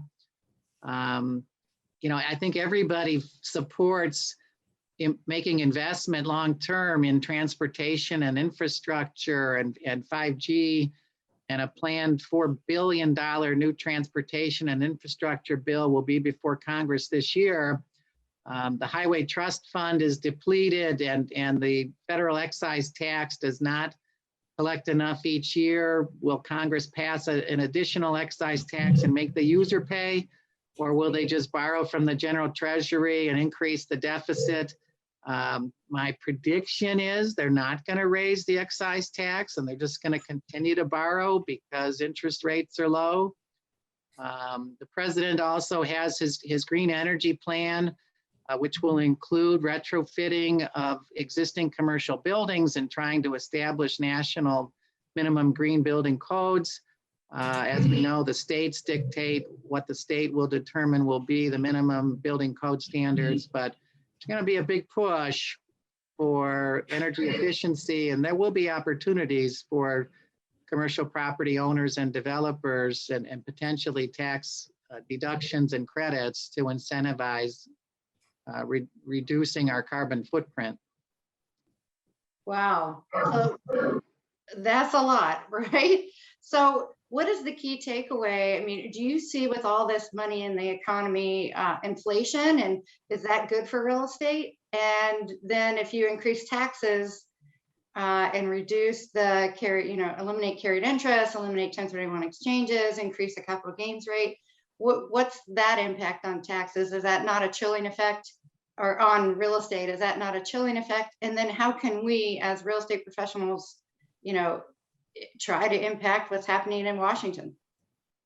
Well, earlier this month, a group of over 30 business and commercial real estate advocacy groups, including NAIOP, BOMA, ICSC, the Real Estate Roundtable, manufacturing councils, and others, wrote a letter to the Treasury, the President, the House, and the Senate, urging them to continue with fair taxation, to continue the ability to reward risk takers with favorable lower capital gains tax rates, and to keep the 1031 exchanges out there. We certainly don't want to have, during a period where the economy is poised to recover 4 or 5% or more in the next 12 months, for there to be disincentive with, the threat of higher taxes. The one good thing is any of these proposed tax changes or increases, we're told, will not go into effect until January of 2022. Fortunately, we are still operating under the favorable depreciation and lower tax rates that were in the 2017 tax bill. We also have the opportunity zones and the 179D energy efficient tax deduction legislation that was made permanent. So there are some favorable provisions that we're still operating under for 2021, and hopefully those will continue going forward. But will we see inflation? We've seen inflation in the last year in the cost of construction materials, that's for sure. Especially steel and lumber. And if a transportation bill passed, you can add aggregate and stone and steel and concrete to that for, the construction of roads and bridges and highways. So there will be inflation for construction materials. You can bet that. I think we're already seeing that. And, with that, let's flip over to Tristan. If you can kind of talk to us a little bit about the office market and what you're seeing right now. I know you're a major owner here in Indianapolis, and you've had, many buildings that you've bought and sold over the years. Tell us, what your current portfolio looks like, and, a little bit about how rents are looking, volumes of, say, a leasing absorption, things like that. Sure. So as I mentioned in the intro, as a company, we're across the US, which puts Indianapolis in perspective. We have a lot of markets where we're still sub 10% occupancy in the buildings, and here in Indy we're now over 50%, and really have been since shortly after the first of the year. And so having people come back has been great. Maybe that's the first time it's been an advantage that we don't have a strong public transportation system here in town, but that seems to be something that's actually holding markets like Chicago back and getting people, back in the office and the, kind of butts in seats. But, overall, the market is strong. And I say that even though, we've gone a long time through last year without people in office buildings. Rent collection was high. For us as a company, it was over 95% throughout, all of last year and this year. To the extent we had issues, it was mainly with retail operations, and that had a lot to do with not having office tenants in the buildings. And so, things like PPP and those government programs greatly assisted in getting some of those people through and over the hump. And so, that side of it has remained strong. Rent-wise, owners don't seem to be, dropping rate right now, through that type of concession. Now, a lot of people have deferred decisions. So anybody that was expiring in 2020, or even, what we're seeing the first part of this year, have delayed some of those. So there was probably going to be a compounding effect as we enter the midpoint to later part of this year, which we expect some of that activity to pick up and people to actually make an office decision. And as they try to figure out what their new environment looks like and what they need, I think for owners that want to position their buildings for what the new normal will be, will be very successful in attracting those type of users. Well, let's talk a little bit about rising materials costs that Craig mentioned. TIs are going up, rents are flat, I hope, at best. What's happening with net effective rents on the office side, Tristan? Well, I think everything you said is true, so they're going down. There's a shortage of supplies, both in materials and those components, but the demand for construction has not gone down. And so, we've seen our contractors and subs even start to turn work away because they are busy. And through that, we've seen probably a 10 to 20% across the board increase in materials. So what's a typical downtown office TI right now? What's that costing? Well, given the general lack of activity, Becky, I guess it's zero, right? Okay. But no, it certainly varies and has ticked up over time. For a full build out of something that people will use to recruit employees that have a lot of these communal social areas and community spaces rather than just more generic office space. You're going to be $45 to $55 a square foot, which honestly is still very cheap compared to not just our peers in the Midwest, but certainly, the major markets across the country. Okay. And you mentioned your buildings are half full. Is that downtown as well? So actual people coming in, we're over 50%. And it's varied. And it's not a downtown versus suburban thing in our experience. It really has more to do with your tenant mix.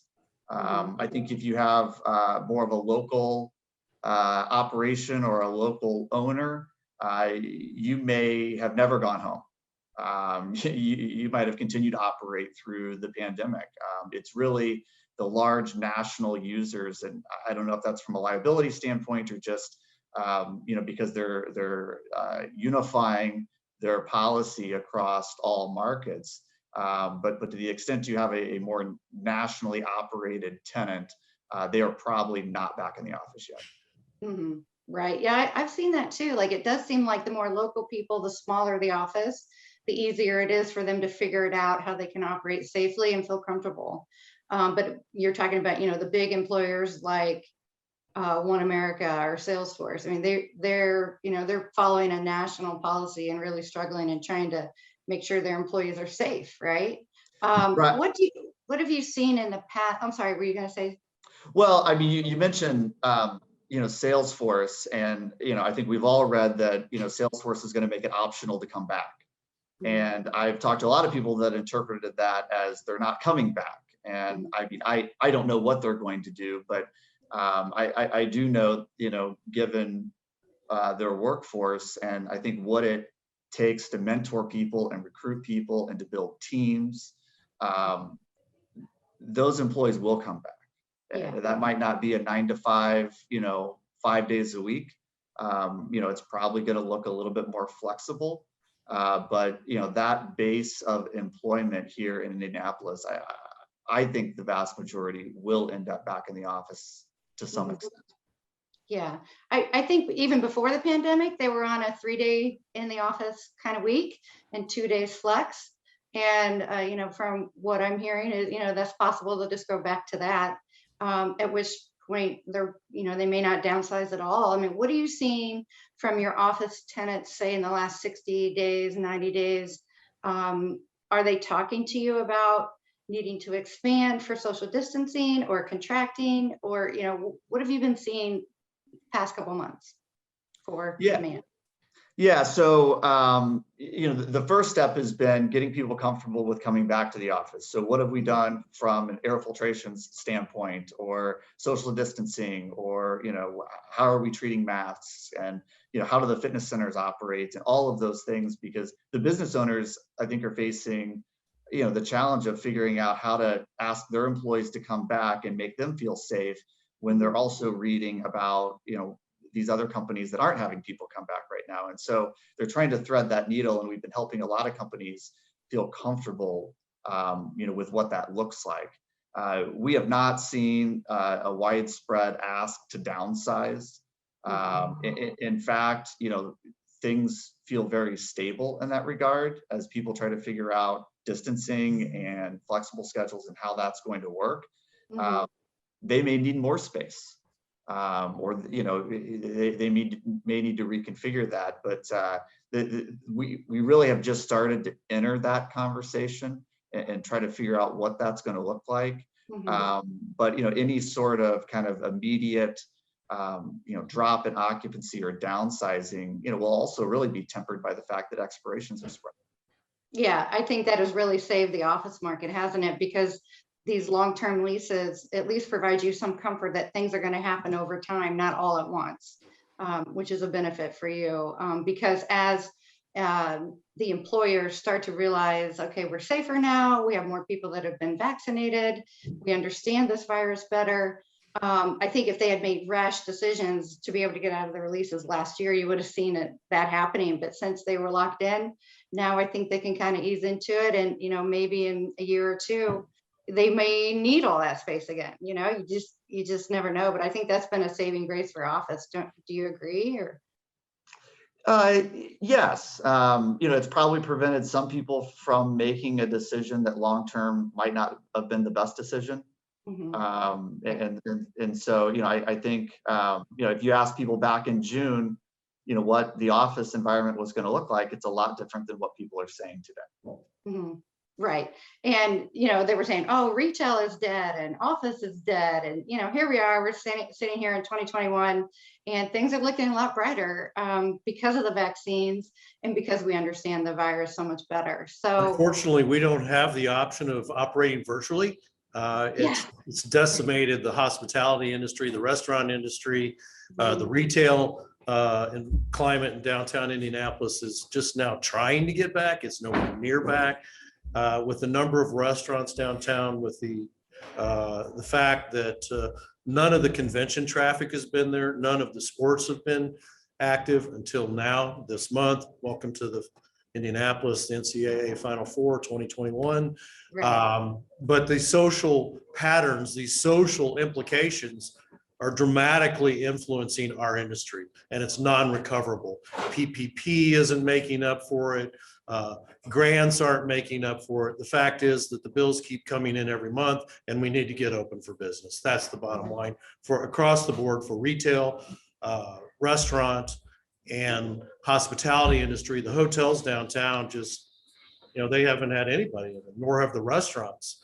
And so the restaurants coming back in NCAA Final Four, ironically, that's been the opening curtain for restaurants and retail and other shutdown implications in Marion County and downtown Indianapolis. We're a year out. So there's so many restaurants that, Stack Pickle, closed 9 restaurants.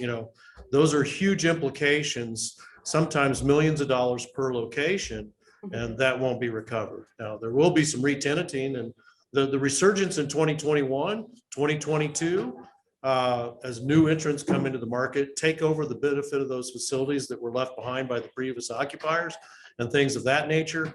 But our revenue year over year was down as much as 80% in more than 50% of the restaurants. And that can't be recovered. The PPP went to the employees, and that's fabulous. That's wonderful.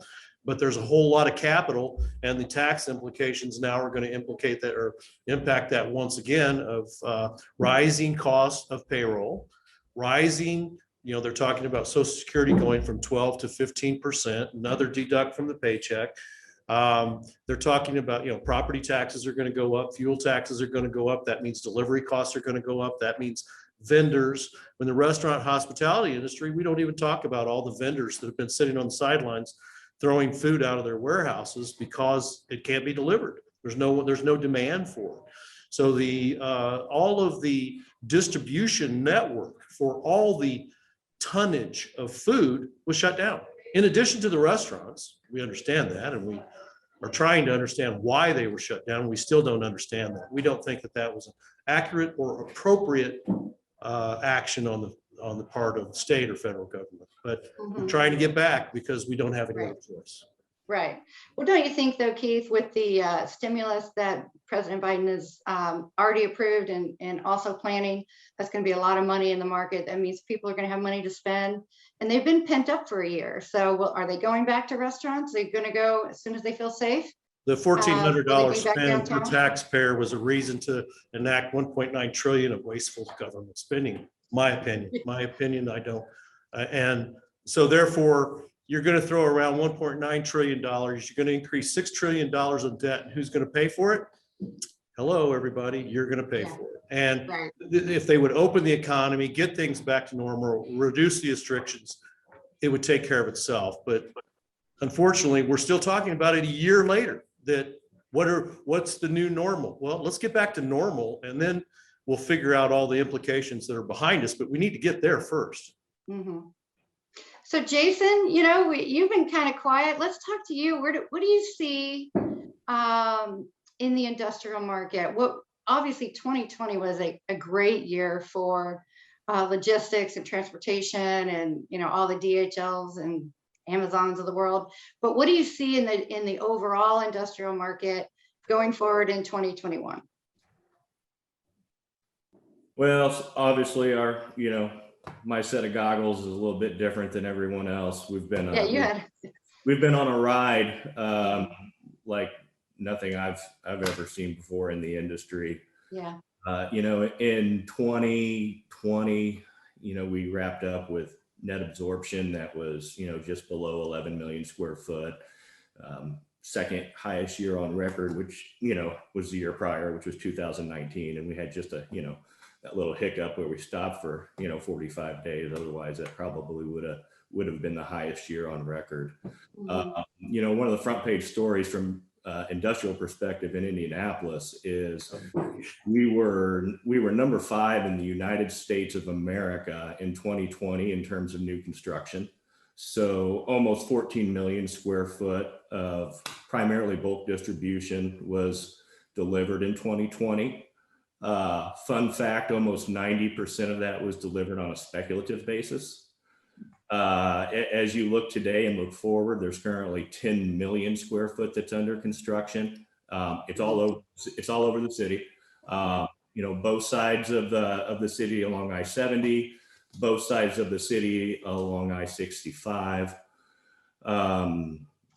We're on the capital markets side, historically low cap rates. We're seeing cap rates with a 4 in front of them in a couple cases, which never honestly would have imagined. Is that a long-term Amazon type lease? Yes. Yeah, those are the longer term core credit leases. And we're seeing, we're seeing some more vintage type of flex medium distribution product that's starting to trade high 5s, low 6s. That's great. Is that like infill type stuff that, where really, there's a limited supply of that product and everybody needs it? Yeah, that's correct. We haven't seen as much new construction in that sector. So there's still runway with respect to rent growth, and then location just is such a heavy variable in the equation. With respect to, I saw a question pop up with concern of oversupply. No concern at this point. New construction, was leading absorption by just a tad. Honestly, I think we could probably afford that for another few years before we would have major concern there. Tenant demands continue to be at historically high levels.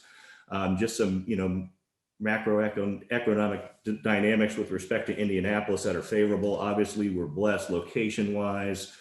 We're number 1 in the United States with respect to pass-through interstates.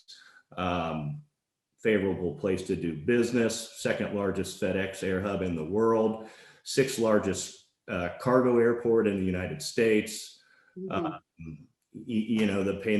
pandemic, it's given e-commerce, it's given third-party logistics sectors, a true injection. That's great. The Amazon effect is real. I read something a couple weeks ago that Amazon absorbed, I believe, over 25% of the steel in the country in 2020, which is just crazy. They are now the largest occupier in our market. They occupy over 8 million square foot and 14 buildings. When this year is over, that is going to be higher. I do think we're going to see a lot of the same in 2021. We're currently tracking millions and millions of square foot requirements that are either regionally based or looking specifically in the Indianapolis MSA. I believe as the population gets vaccinated, as the $1.9 trillion of stimulus money trickles down into the economy, I just think there's no doubt we're going to see a jolt in consumer spending, which is going to, it's just going to continue to stabilize the industrial sector. There are some risk factors. The supply exceeding the demand was brought up. We are seeing rental rate growth like we have never seen before. Demand is pushing up land values. We are a little bit more fortunate in our market relative to some other markets around the country where we do still have a lot of developable land left. So, I think that will continue to help us. But with respect to rental rate growth, sometimes I think we put too much weight in that and maybe too much concern in that. And I think what I've learned over the past year, because since I've been in the industry, I've never lived through rental rate growth like this, the appreciation in rents and the assets. And I think what we're learning is it just doesn't move the needle as much for occupiers, as much as their labor profile and making sure they have the right facility that's in the right location. Rent accounts for maybe 5% of the overall supply chain equation. And so that while it's happening, it concerns me much less every day. Right. I mean, even though construction costs have gone up and you're passing that along to them, they need 1 million square feet to distribute their product, and they're going to pay whatever whatever you're charging at that point. Is that correct? That's correct. And I think that's going to continue to be more important in the future. As being close to or situated, within population centers is going to continue to be very important with respect to fulfillment centers, with respect to last mile operations, e-commerce and third-party logistics. I mean, that accounts for 50% of the bulk activity in Indianapolis. So. Are you seeing any of these industrial tenants going to former retail boxes? I mean, everyone's talked about Amazon taking over malls, but is it actually happening? And is it happening, or will it happen in Indianapolis? It's a great question. I think the answer to that's yes and no. There are some older boxes that aren't necessarily obsolete in decent locations that can still be utilized. I think we will see some of that, but I think we might also see some of those locations maybe just straight up get redeveloped. And only in a case where they're going to be redeveloped would it be allowed. Most of the covenants restrict distribution and warehousing from locating in the traditionally retail. I'm dealing with, I do a lot of big box work, and we can't, I've got people wanting to rent the retail big boxes for temporary DCs, and it's not allowed. It's use restricted. Yeah, that's correct. Every one of those projects from a long-term perspective, would require a rezoning effort, but over time, I think it will play itself out, but I think you'll see a combination of both. Yeah. Especially in the case where a property is redeveloped, like in, say, Washington Square Mall or Lafayette Square Mall, where you're right near infrastructure and housing, but the property pretty much has to bottom out from the retail perspective before the rezoning, and everybody else will throw in the towel on their use restrictions and easements, covenants, and restrictions. Yeah, correct. And there's been an education curve. I still think there's somewhat of a misnomer out there when folks hear warehouses. It concerns them, low paying, dirty job. And that's just not the case with warehouse, with the centers today. I mean, these are highly sophisticated logistics centers that increasingly automated. That's right. And, with the development we're seeing, the assessed value that's being created around the city is pretty solid. Right. And you would think at some point the planning and zoning people would talk to their tax assessor and say, well, we need to raise some taxes, so let's let this happen, instead of having a vacant building that's worth $10 a square foot, let's lease it up for an industrial use or a distribution center and have it be worth $100 a square foot. Or let it be a food service, kind of supplier, distributor, and have it be worth $200 a square foot. I mean, that would raise their taxes. And I just don't think that the planning and zoning people are really talking about that stuff yet. They haven't really figured that out, that, on East Washington, you have, 500,000 square feet vacant. That could be $4 a square foot for rent. Yeah. But $4 a square foot for taxes. Sorry, not just rent, $4 a square foot for taxes. Yeah. So we have a few more minutes. I wanted to let everybody give us their main takeaway for 2021. I think that, Tristan feels like he's, office is holding steady pretty well. Jason has told us that, industrial is just on a boom, and Keith has told us, I don't know, Keith, you got to go. You got to get back open. Give us your takeaway for the audience, and Craig, you too. Your one big point that you hope that people, that nugget of information that they got from you today on this call. Let's start with Keith. Well, we hope that the nugget of information is that, we've come through a very difficult time, and hopefully that's behind us. Hopefully we get over that instead of continuing to drag it out to what's now exceeding a year, that the disruption in everything is difficult for retailers and restaurants and hospitality to adjust to. It's not just the shutdown. It's if you have one facility, that's one thing. If you've got facilities across the entire United States, what do you do then? Well, in the case of Chick-fil-A, they've made a USA-wide policy based upon California.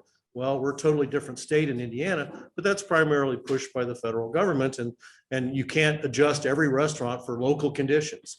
So the biggest nugget and takeaway is let's get back open for business, start worrying about how to run our existing facilities and restaurants. And there's a lot of opportunity for the real estate community in big boxes to be replenished. We lost Fry Electronics, closed all their locations across the United States. There's now 180,000 square foot box on I-69. Will that become warehouse or will that be retail? We don't know, but it's an opportunity for the professionals in our industry. Without question, we had Gander Mountain pull out with numerous locations around the metro area. You know, there's 3 of those boxes available. What will those be? You know, and those are 45 to 60,000 square feet. And all the way down to the lower level, the smaller space users like restaurants, that real estate is good real estate. All of the ponderosas that were in the state of Indiana have now been redeveloped, re-tenanted, or moved on. Those are good opportunities for investors. Those are good opportunities for investment, banks, lenders, et cetera. And my gosh, it was great activity for the commercial real estate professionals that handled those transactions. Kind of the last nugget, if you will, is that our year started out, and I'm talking about Consortium CRE, our year out building a brand new development in Fort Wayne, Indiana called the Shops at Glenbrook was a redevelopment of Sears parcel. And Sears is closing it, you know, all of their facilities, you know, it's headed that direction.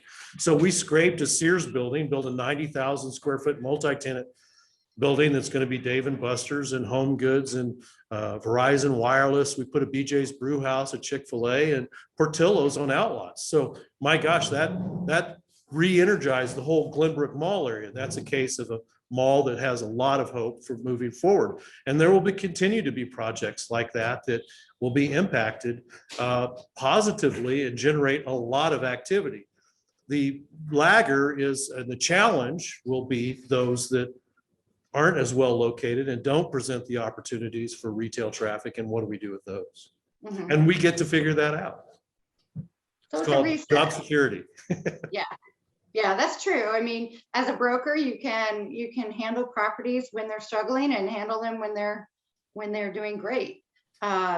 It's just, and that's what I love about commercial real estate actually is every transaction is completely different and the challenges are different and it just depending on the situation. I love doing that. So Keith, I think you're right. We get the opportunity to help, you know, resolve some of these problems that have happened in 2020, and it'll be exciting, you know, to see how we go forward. The final ball hasn't dropped, and that's why we'd like to get everybody back open so that we can kind of draw a line in the sand and move forward. Mm-hmm. Yeah. Jason, you want to talk a little bit about your one big takeaway, and you know, if we have some investors on the call, what would you want them to know about Indianapolis Industrial? So maybe just real quick, if I had to say a few quick points. We are not in an environment of oversupply. Net absorption is not quite tracking with new supply, but it's pretty close. And if all the deals in the market actually landed, and the deals that are pending that aren't going into those statistics dramatically push down the current vacancy rate that we see. Where are we right now in vacancy? About 4.5? From a bulk perspective, it's hovering around 9%, but if you take into account pending deals, that's between 5 and 6%. So it's at a very healthy place. Okay. The Amazon effect is real, and I expect to see much of the same in 21. Great, awesome. Tristan, tell us about office. What's your takeaway? Give us your nugget. Sure. You know, from a sector standpoint, I think it's that, you know, the office is not dead. There will be and is a place for it long into the future. Indianapolis is strong. I continue to look at some of the major markets and see some of the in-migration and companies looking here. Geico has expanded, Progressive bought Protective and likely will expand. Elanco announcing that they're going to put their headquarters downtown. Granted, I know they're, in Greenfield, but, they could have gone anywhere, but also to not do suburban, but do downtown during a period when people were saying no one was ever going back downtown, I think speaks volumes to the city. If you look at job announcements since December of last year, there have been 1,400 job commitments, mainly in the tech sector, tech related to healthcare or ag or marketing, which we continue to be strong in. And so, these are companies that have offices in New York and Austin and London and LA. There's a group moving their global headquarters from Israel to Indianapolis. And so those were themes that were happening before, and we're seeing them continue because of the desirability of this city. That's great. And it's interesting. I work some in Chicago, and I've got a couple listings that are like one's in Baltimore, one's in Detroit, and Indianapolis ranks ahead of all three of those cities as far as our health of our downtown, our employers who are growing and succeeding. I mean, and you've got Salesforce and One America and Lilly and just great corporate leaders, IU Health, that help support our city. And I think that we are very well positioned to go forward. And, I would agree with you. I think Chicago has huge problems with vacancy and, tenants downsizing and moving out of the city. But I don't think we're going to see that here in Indianapolis. You would agree? Oh, yeah. Absolutely. Okay. Okay. All right. Craig, what's your big takeaway? I know you talked a lot about taxes and the economy and, all the money sloshing around. What's your takeaway as far as how that's going to impact Indianapolis commercial real estate? With or without the government stimulus, the states that were well managed, who had responsible leadership, responsible legislatures, states that were business friendly, like Indiana and Ohio, are the first that are going to recover and do well. Commercial real estate development in Indiana is a very powerful economic engine that creates jobs and contributions to GDP. A quick NAIOP stat, nationally, even with COVID-19 in 2020, nationally, new office, industrial, warehouse, and retail space at the national level, all 50 states, were a combined $531 billion in contributions to national GDP. In Indiana alone, $7.4 billion, 180 billion in personal earnings, wages and salaries nationally, 2.5 billion in the state of Indiana alone. Jobs created and supported in the state of Indiana, over 50,000. So, Indiana was strong before COVID. Indiana's strong today, and it's going to be strong going forward. Mm-hmm. Yeah, it's interesting when I talk to investors, they're suddenly interested in Indiana's nice, slow and steady growth because, New York investors are saying, get us out of here. Because in Indianapolis, we don't necessarily have the big peaks, but we also don't have the valleys as far as the economy. We just have a nice, slow, steady growth. And we didn't dip as far as some other states during the COVID problem. And we came back quicker, I think. And even our vaccines are way ahead of some other states. So I think that Indiana has a lot going on for it. Great corporate atmosphere here, business friendly, as you mentioned, Craig. So I feel pretty optimistic, especially even after talking to all of you about what you're seeing in your market segments. And, I'm hopeful that 2021 is going to be a great year. I feel like at the end of the year, we're going to see a big push for people that need to get some trades done because of their fear of an increase in the capital gains tax, or maybe that the 1031 exchange might go away. So I'm hopeful that, at the end of the year, investors are going to start positioning themselves to kind of get set going forward for the next 4 or maybe 8 years under Biden. So does anybody have any questions that you want to go through, or are we, I think Todd, if you're on, I can hand it over to you. Thank you. I've got a couple things real quick. One, Rebecca, Okay. I love that you said positivity. I think we're headed into the most entrepreneurial decade in the history of our lifetimes. Yeah. All of the people that have been displaced, especially Keith's clients, are some of the most creative people, and they're going to find new ways to find great stuff for us to go out and do. And I'm excited too. It's just going to be good. Craig, I wanted to get your just quick, we're out of time, but we're doing an event, I believe next Wednesday, on the employee retention tax credit. I think that this is getting overlooked. So I know taxes put most of you to sleep, but if you have clients, you have a small business, pay attention right now. The employee retention tax credit got edited for going backwards, and way more people are eligible. And for some businesses, it can be just as much or more than the PPP. So there are big dollars on the lines. Go over with your clients and your tenants, because it's out there. And I just think people aren't talking about it. So if you got a payroll provider like ADP, like we do, they've got all the forms ready for you. All you got to do is say, hey, we want to apply for this. Push the button. Absolutely. Originally, you couldn't get the payroll loan and take advantage of the retention tax credit when you filed your quarterly 941 wage and withholding reports, and that was changed, and now you can get both. Right, big dollars, hopefully. So go get it. Okay, if you're on the next panel, now's the time to activate your camera, activate your microphone. If you're on the departing panel, now you want to say goodbye. Thank I want to you. remind everybody, thank you, great panel, that you can go back to our lobby here, screen share again. This is where you'll see this next panel, this proper spelling of their name, hopefully, but also connect with them on LinkedIn and see what they're going to talk about. Looks like we've got everybody. Are you all ready to rock and roll here, Janelle? I think we're all set. Okay, holler if you need anything, just say, hey, Todd, I'll be here listening. Sounds great. Are you doing introductions of everyone, or should I go ahead and get started with that? Why don't you go ahead? What I like to do is let everybody introduce themselves, because you can tell your story better than anybody else. But while you're doing that, I'll flash up on the screen a picture of your mugshot and your contact. Sounds great. Thank you so much.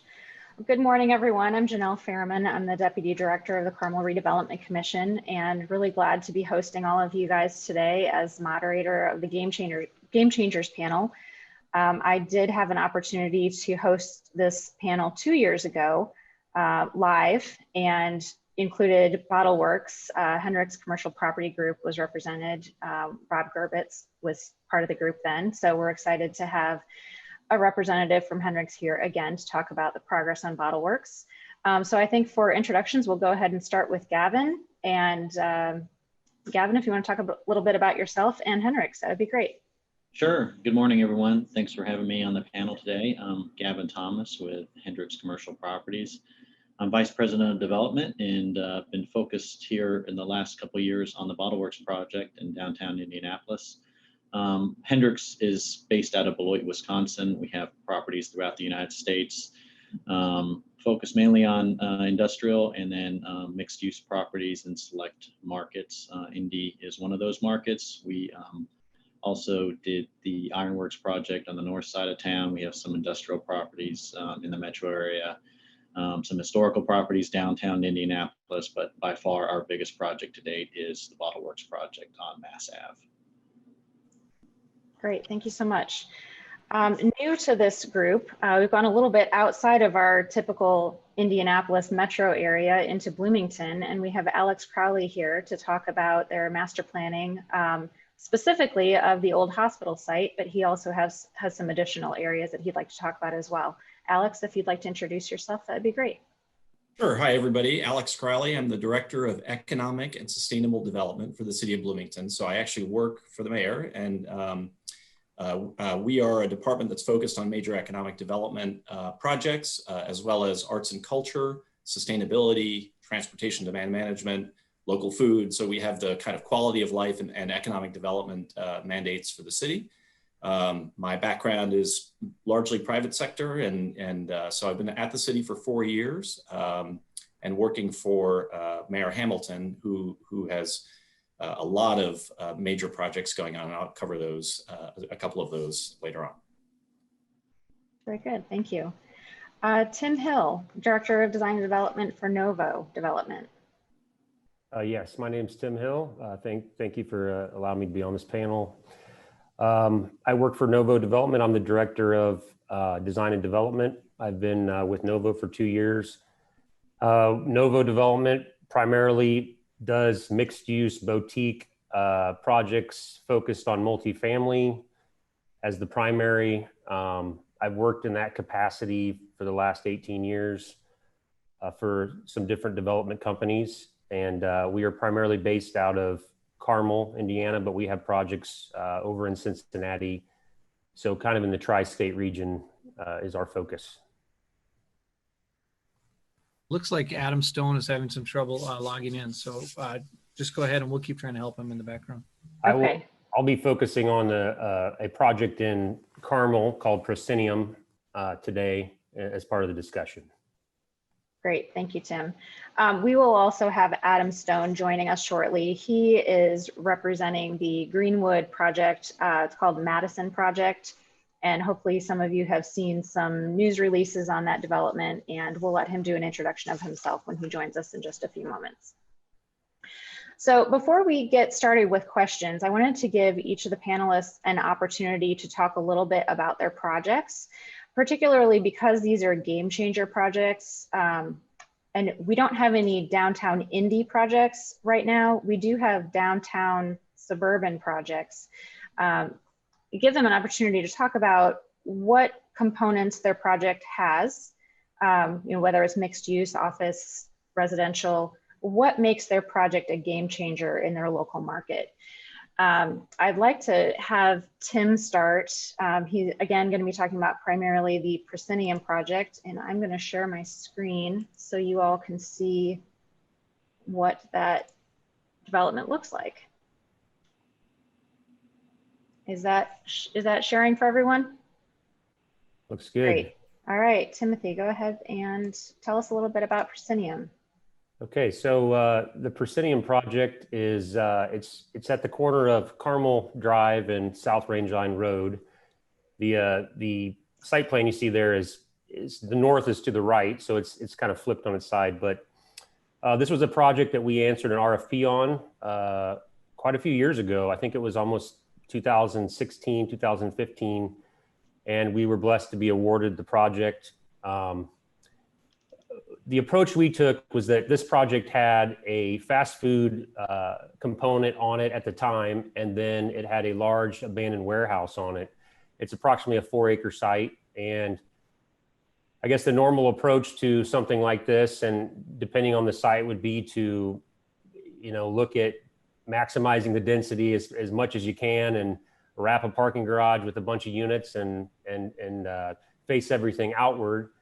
And just because the city of Carmel has really tried to focus on pedestrian connectivity with the Monon and different parts of the city as you enter coming from the south up Rangeline Road, we felt like this was a kind of the entrance to the downtown of Carmel. And that being said, that's kind of why we branded it the Proscenium, because the Proscenium is the architectural element that kind of frames the stage. And so we really wanted to focus on trying to make this its own district. And what we did is kind of, it's not backwards thinking, but we decided instead of focusing everything out to the perimeter streets, we wanted to focus stuff inward, and we wanted to open it up. And the only way to do that was to take a site that had an elevation change and actually build a below grade garage across the entire site, and then build buildings on top of that. So reduce the amount of hard surface parking, put it down below, and then give access up through that deck into each of the uses. So this project is a combination of about 200 rental units, about 20,000 square feet, 18 to 20,000 square feet of retail, 22 condo units, and a central green component, and then about 85,000 square foot of office. And you can see those different buildings located or labeled on the plan there. And the goal was to try to create a public space that we could take advantage of connection over to the Monon, and try to repeat some of the things that you're seeing down through the performing arts district, the Midtown district, downtown area, Main Street area. And so we also wanted something that was a neighborhood within a neighborhood. So we got all these uses, and part of the challenge is you're blending rental with for sale, with restaurants and office. And there's obviously a shared parking component to that, but also there's going to be daily interaction. And we wanted to make something inviting, a place where you could come, and the architecture, as you see, there's lots of elevations of architecture. We wanted to create something that looked like it was developed over time. So, downtown kind of style, but then it's you throw in a little bit of modern touch where somebody went in and redeveloped something. So as you walk around the site, any direction you go, any place you stand, these are four-sided buildings. We had to treat every facade as if it was a primary facade. And so that was very challenging, but I think we're getting close to, we should be buttoned up in June of this year. We've got our first tenant opening next month, which is a Wahlburgers restaurant. The office, I am told, is 100% leased. I think there's one tenant that's building out right now. We have 22 condos. We're 90% sold on the condos. And so I think what people were able to do is the picture at the bottom in the center you see is a model. One thing we did do on this project because of the different uses is we created a scale model that people could come and look at. And whether you're rental, you're buying a unit from us, or the office brokers, everybody was in there daily using that as a marketing tool. And I think it really allowed people to see the vision. And so we're just excited about getting it finished up and having people start to come and experience the space. And I'm happy to answer any questions anybody has on that, and I'll hand it off to the next person. Thanks, Tim. I do want to add a little bit of information from the City of Carmel's perspective on this particular project, as well, as this has been a partnership that we've been involved with for a number of years. One of the major components of this project that Tim mentioned that's really attractive to the city is the for sale residential component. This is a challenge financially for developers to make happen. We understand that in each project that we're seeking for sale residential, that there are not many comps, particularly in the suburban markets here in Indianapolis. And this project is really opening up a whole new opportunity, a whole new market for us here in Carmel. And we're really trying to bring more for sale residential into all of our developments, because we like the stability that it brings to our economy and to our community. So just wanted to add that from the city's perspective. Let me move on to our next project here. And we're going to take a little bit different approach. And I'm going to have Alex talk about the developments that are happening in Bloomington. And Alex, I do have a couple of slides here that you've shared. So let me know if you want me to switch to something else. I've got your projects here, as well as that bird's eye view, and then the map that shows the different sites. So happy to shift around as necessary. Okay, this is great. We'll start with this because it'll contextualize, and then we'll switch to the others. I'll tell you when to go to the next one. So it's very exciting to see all the great opportunities across the state. Today, I wanted to talk about two game changer projects in Bloomington, the Trades District and the hospital site. But as you can see from this map, there actually is quite a bit more going on in Bloomington these days. If any one of the projects highlighted here were happening, it would be transformational. All of them are happening at once. So you can see I-69 connecting Bloomington soon to Indianapolis, currently already to Crane. You have Cook Medical's redevelopment of the GE plant on the west side of town. You have the $550 million IU Health academic health center on the east side of town. Switchyard Park, $34 million new park down on the south side of town.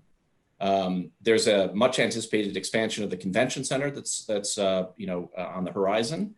What you don't see here actually, but is significant also, is a rapid expansion of Catalent's biologics site, which is helping to develop vaccines that will save the world. And the two projects that I'll cover today, the Trades District and the hospital site. So how the two projects work together, both are within walking distance of the downtown. Both are on the B line, which you can see is running up and down here, is Bloomington's former rail line, which is now a north-south bike ped path that's transforming the city, which also connects to the Switchyard Park to the south. And most importantly, the two projects complement each other. So the Trades District is focused on new economy employment and wage growth, whereas the hospital site includes a more balanced mixed use with a skew to both market rate and affordable housing. So if you can maybe, Janelle, go to the Trades District. This is the hospital, so maybe then, yeah, that one. So this is a very high level view of the Trades District. The Trades District is Bloomington's certified technology park. The goal is to create a center for innovation right in the downtown to help shift Bloomington's economy away from a tourism economy, which is a weakness that was highlighted during the pandemic, towards wage growth and really to cultivate one of its key sectors, technology. So the Trades District and the Certified Tech Park are a partnership between the city and IU Bloomington. The Certified Tech Park is actually 65 acres, but 12 of the acres, which are pictured here, are the core development opportunities, and that's what we call the Trades District. There's a master plan online, which you can go see at the City of Bloomington's website, which was developed in 2013. The site contains 5 historic structures, which were all tied to the Showers Brothers Furniture Company factory. By the way, they made 65% of all residential furniture in the US at the turn of the 20th century, which is pretty remarkable. In the past, the city redeveloped the last remaining factory building into what became City Hall and some other uses. The showroom for that company was redeveloped originally as Hiram's ad agency, is now Solution Tree. And then more recently, in 2018, the city developed another structure into the Mill, which is Indiana's fastest growing center for co-working and entrepreneurship. There's a private development that's happening in the adjacent Kiln building, just to the north of the Mill.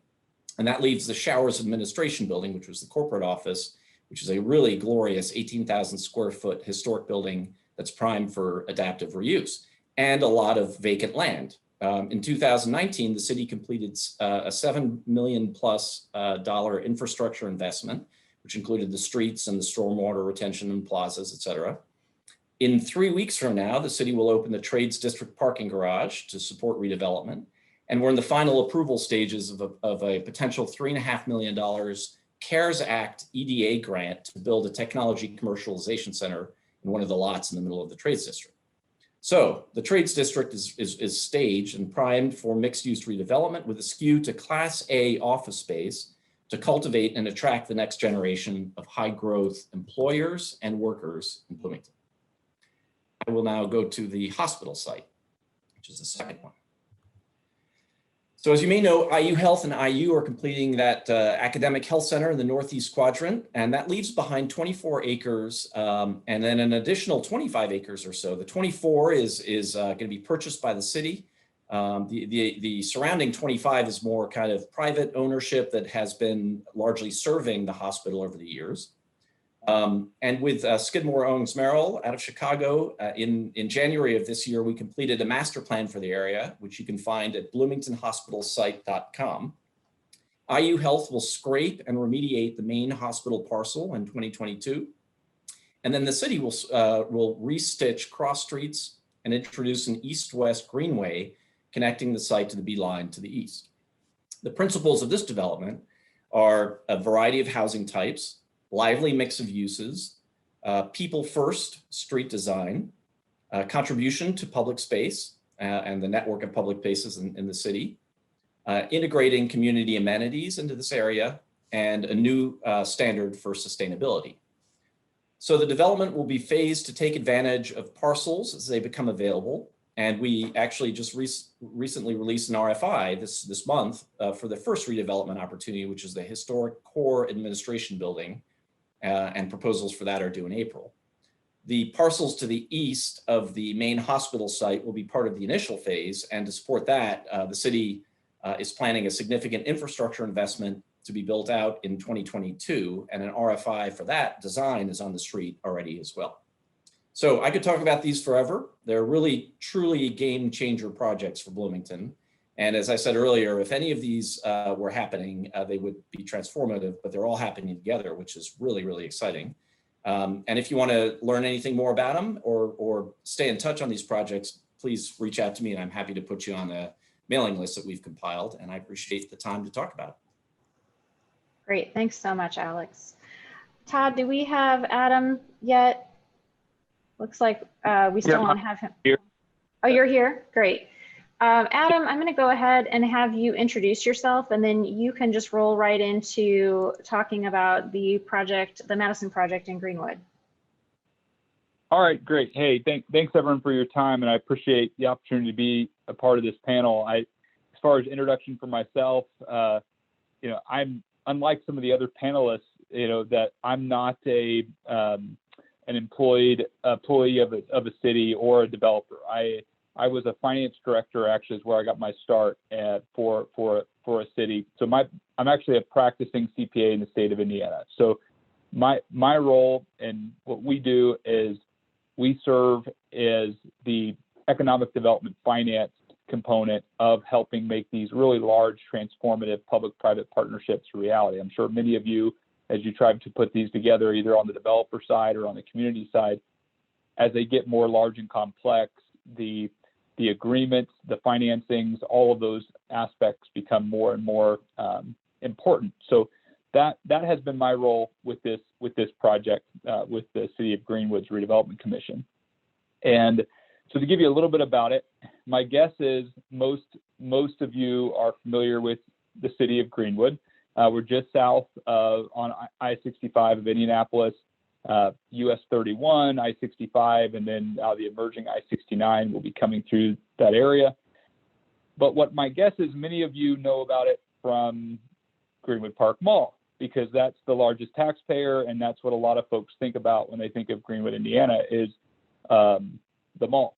So when Janelle reached out and thought about this project from a game changer standpoint, there's a lot of the economics that is certainly going to help Greenwood's downtown, which we'll touch on here in a moment. But really what I was excited about is the opportunity for this to really kind of reframe why someone would want to come to the city. So that's a little bit about me. Great, thank you so much. And oh, go ahead, Adam. Would you like I didn't me mean to to cut you off. Yeah, you're fine. Would you like me to go through the project now? Sure. I've got a few slides here that I've pulled out from your presentation. I've got this master plan, and then I have an overall bird's eye view, and I have a couple of the construction and rendering photos.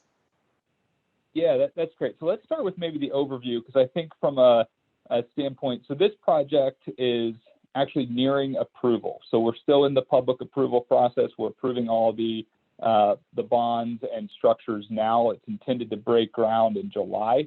So if you go to the slide just immediately before this, Janelle, one thing I would say, similar to what Alex mentioned as far as so much going on, and then I think it was Tim also mentioned with their project, kind of the green space component, that is really what this graphic is trying to represent. So the Madison project is really a continuation of park amenity improvements that the city's been taking place over the years. So really started with the city center being moved just south there on Main Street. It's really the first item on kind of the top left.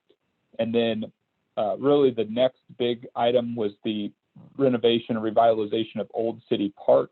You'll see some images in that here in a moment. We did an east-west road connection between what was Madison and Meridian. And that really becomes the north anchor, if you will, or the north boundary of this site. So one thing to keep in mind is downtown Greenwood is actually relatively small geographically. And a couple years ago, the former Greenwood Middle School actually approached the city's redevelopment commission and was interested in moving from their existing place, leaving their building, and constructing a new school. And as part of that, the city entered into an opportunity to buy the former middle school. So many of you that are familiar with tax increment finance and cities and schools and all of those conversations, this really started as a partnership between the local school corporation in revitalizing that area. So that really is what initiated the origin of the site. So it produced 19 acres in downtown that ultimately would be redeveloped. And then if you go to the next next slide then that looks at the specific site plan, one of the things that we wanted to do is continue south then, developing that green space, and that gray kind of box in the middle there, that's the proposed field house. So that'll be a parks and recreation amenity space that's actively under construction now, and it will essentially serve as one of the quality of life amenities to serve the area. And then as Janelle said, with Carmel's focus, one of the things that was new here that's a game changer is that we did incorporate a for sale component. So there's 42 for sale condo units proposed and 18 townhome units proposed, all for sale residential, for the very reasons that she mentioned. We wanted to create that long-term ownership type interest. And we also, through this public-private partnership, wanted to create a new housing option. So both of these are actually introducing a new price point for downtown, which we're excited about. Moving south, when you look at the building E, F, and G, those are more of your traditional mixed use. So those have approximately 360 units of combined market rent apartments, the attached parking garage, et cetera, with all the streetscape and street parking on the borders. So one of the things that we're excited about is that the way the agreement has taken shape is this will all be essentially constructed as one phase in the agreement over obviously a multiple year timeline. So we're excited to have one developer and one entity that we're working with to keep the theme and consistency throughout.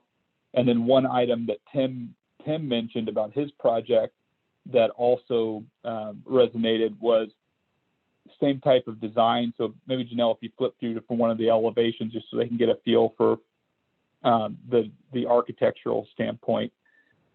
Just as Tim mentioned, where they were trying to design it to look like it was built over time.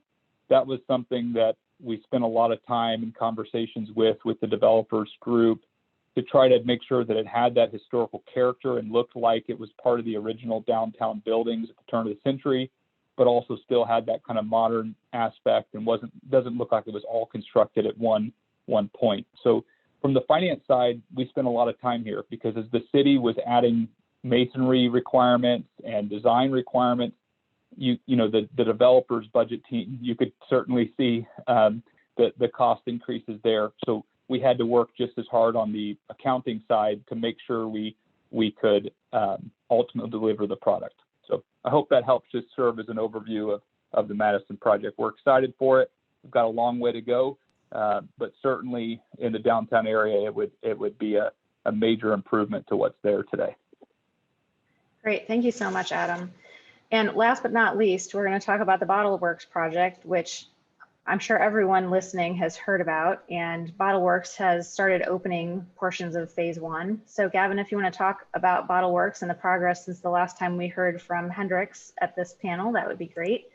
I do have a few photos during your construction process and then of your phase 2 here available as well. Sure, great. Yeah, so Bottle Works project has been underway or in some phase of underway for almost a decade here between the city and IPS.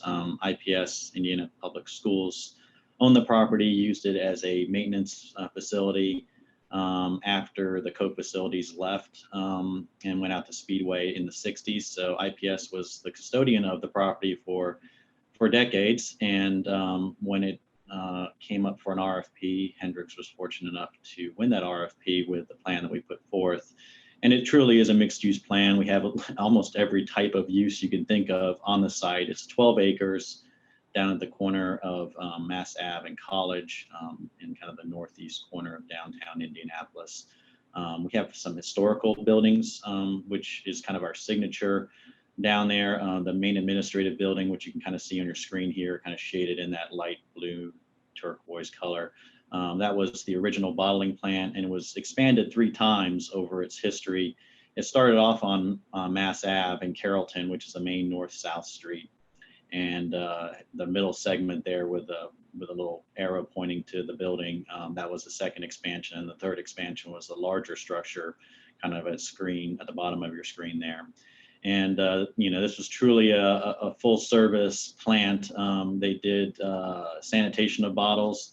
They went out and delivered bottles throughout the Indianapolis and central Indiana area. The buildings across, that's denoted as building 17 and building 3 and 4. Those were originally service maintenance sheds or maintenance garages for the delivery trucks. So they had a full mechanic teams there where they had all these delivery trucks, and they would maintain them in these garages and dock them to the building and then make their delivery. So that was the original historical extent of it. Originally this was a neighborhood that had a strong road network. And over time, as the plan expanded, they bought single family homes and smaller businesses and accumulated the site before, we had the opportunity to redevelop it. So just kind of big picture for those that, might not know the full vision here. Again, 12 acres, ultimately about 1.4 million square feet of product here. And this is a variety of things, retail, office, residential. Ultimately, we have a hotel on site, there's a theater, and we also have one of Indiana's first food halls. So I'll talk more about that in just a minute. But for phase one, it's about 600,000 square feet of space, including the historical structures. What makes this a little unique, it is a historic tax credit deal, especially as it relates to the historic buildings, which are building 1, 17, and 3 and 4. That just required an additional review at the state level and at the national level through the National Park Service, who administers the tax credit program for the federal government. That's been, a good process to go through. It's kept the integrity. Hendricks is, we kind of do that by default anyway, but to work with those groups is just kind of another benefit of having another set of eyes on the project and making sure that, we felt like custodians to these buildings, that they were restored in the best possible way. And those groups definitely helped in that. So in building 1, we have a 139 room boutique hotel called the Bottleworks Hotel. That takes up the 2nd and 3rd floor. What you can't really see in this photo is the building was originally 2 floors. We added a 3rd floor to the building. It's cast in place concrete, built like a fortress. There was some additional structural needed, but quite frankly, not that much, because the building was, just a beast as far as being constructed. So we added a 3rd floor. You can see in the center of the building 1, we opened up the middle of it to create an atrium courtyard there, so you could have rooms facing out into that courtyard, which also makes a nice event area. So you kind of see what that looked like before construction was completed. On the ground floor, we have retail space and kind of the lobby area and meeting areas for the hotel. Across the street in buildings 3 and 4 is the food hall, known as the Garage Food Hall, opened up in the beginning of this year. And it is a collection of 20 or so retailers, restaurants, primarily food service, but there is restaurant or some retail in there as well. We have some just apparel retail and a barber shops in there, and some other things coming along here in the next couple months. And what we did on that building, it actually was originally 2 buildings. There was an alleyway between them. We decommissioned the alleyway, put a atrium roof on it, and connected the buildings so it essentially functions as one space. The idea behind that was to target and focus on small businesses here, mainly in central Indiana or regionally, that were unique to the marketplace, that could bring something that you couldn't find anywhere else. A lot of these folks came out of food trucks or had one location, and looking for that unique factor. Again, looking to grow businesses, on a very micro scale and step them up into more traditional spaces was the idea here, and also create a dynamic and fun environment for people to come down with a variety of food options. So, you can find something for everybody, and we see a lot of frequency here. It's just people not sure what they want. They come down and they make a game time decision when they get down to the food hall. Moving on from that, just the orange building there, building 17, that is the Pins Mechanical space, and that is set to open here on the 15th of April. That is a adult playground is the best way to describe it. It's 3 or 4 bars inside there with all sorts of games, all kind of analog games. So think duck pin bowling, pinball machines, bocce ball, ping pong tables and things like that.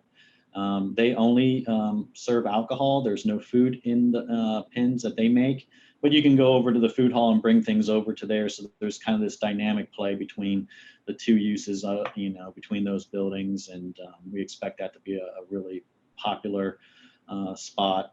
Next to that, to the right, building 8 is where the living room theater is constructed. The theaters are on the 2nd level. You enter through a ground floor atrium, and then there's a couple small shop spaces to both sides of the entry of living room theater. Living room theater is a group out of Portland, Oregon. This is their 3rd theater. They focus on first-run movies, but they also highlight indie films as well. So it's kind of a nice mix between the two. And then last but not least is building 1415, which is anchored by High Alpha, which for those of you that aren't familiar with High Alpha, they are a tech incubator, private equity group that funds technology-based companies, and they take up the upper floors of that building, and we have some retail space on the ground floor. Kind of not shown on this, it's mentioned there a little bit under building 16A. There is a structured parking garage that kind of wedges between 14, 15, 17, and 8 that services not only those buildings, but also the district. The other surface lots to the east and to the north of the hotel are surface parking for now, but those will be future development opportunities as the district matures and grows over time.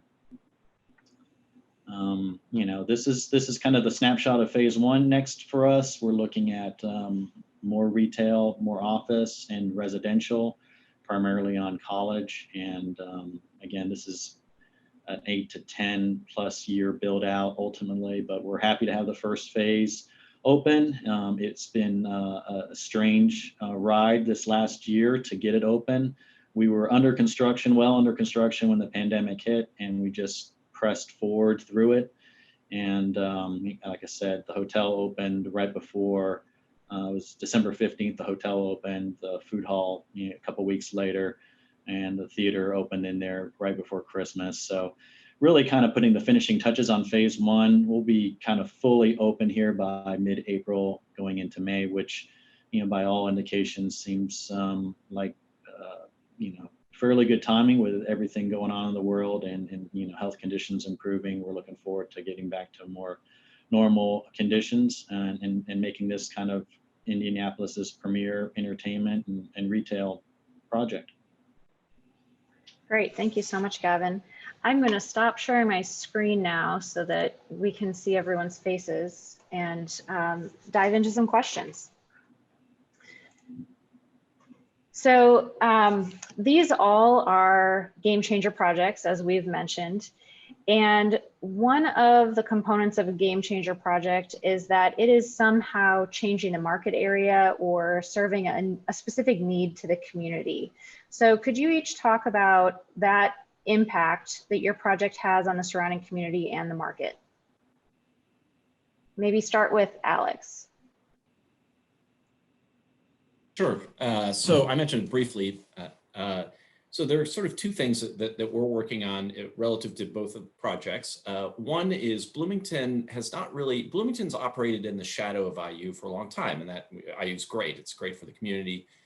Bloomington needs to develop a much more robust non-tourism economy to succeed in the future. And to do that, we actually need to cultivate, as I mentioned, the sectors that we're strong in, technology, life sciences, some of the others.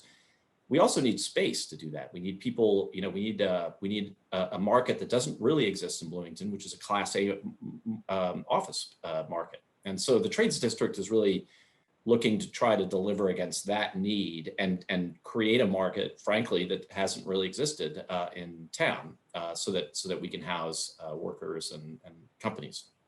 The other challenge that we have which is not unrelated, is housing. And so Bloomington has a very, very hot housing market. That has left, a lot of strain on the market relative to affordable housing. And by affordable, I don't mean just the lower end of affordable, but workforce housing. And, to be able to live and work in proximity to each other, you need to have housing options that we have struggled with. We have really strong student housing options. We need to develop some of the other markets. So the hospital site is really looking to help with that side of things, and to create a broad swath, not only of rental, but also ownership opportunities for people to live, very near the downtown, live and work, within walking distance. And so both of those projects have very specific goals that are addressing those two challenges in our community. Before we move on to other panelists on this topic, can you talk a little bit about how Bloomington and Bloomington's partners are making workforce housing, affordable housing financially feasible? We know that's a challenge for a lot of developments, and I'm sure there are a lot of listeners who want to know what your strategies are that are working for you. Yeah, so what works for us, we in the case where we are the landowners, that helps. You can put land value on the table. We have a housing development fund, which is a pretty robust amount of money that's available for kind of upfront capital offsets. We use tax abatement to incentivize, and that's obviously more on the operating side, but that's a tool we use. We have home dollars that we put on the table, and then and at the lower end we have vouchers. So we have a mix of different types of plays, and if you look at some of the successful affordable housing developments that have happened. We have been very successful with low-income housing tax credits, so we've been good on that front. We just got one approved the other couple of weeks ago near Switchyard. But really, we try to package a set of incentives and financial tools to best meet what a particular pro forma is calling for. Thank you so much. Moving on to Tim, I'm going to talk about how this is impacting the surrounding community or changing the market.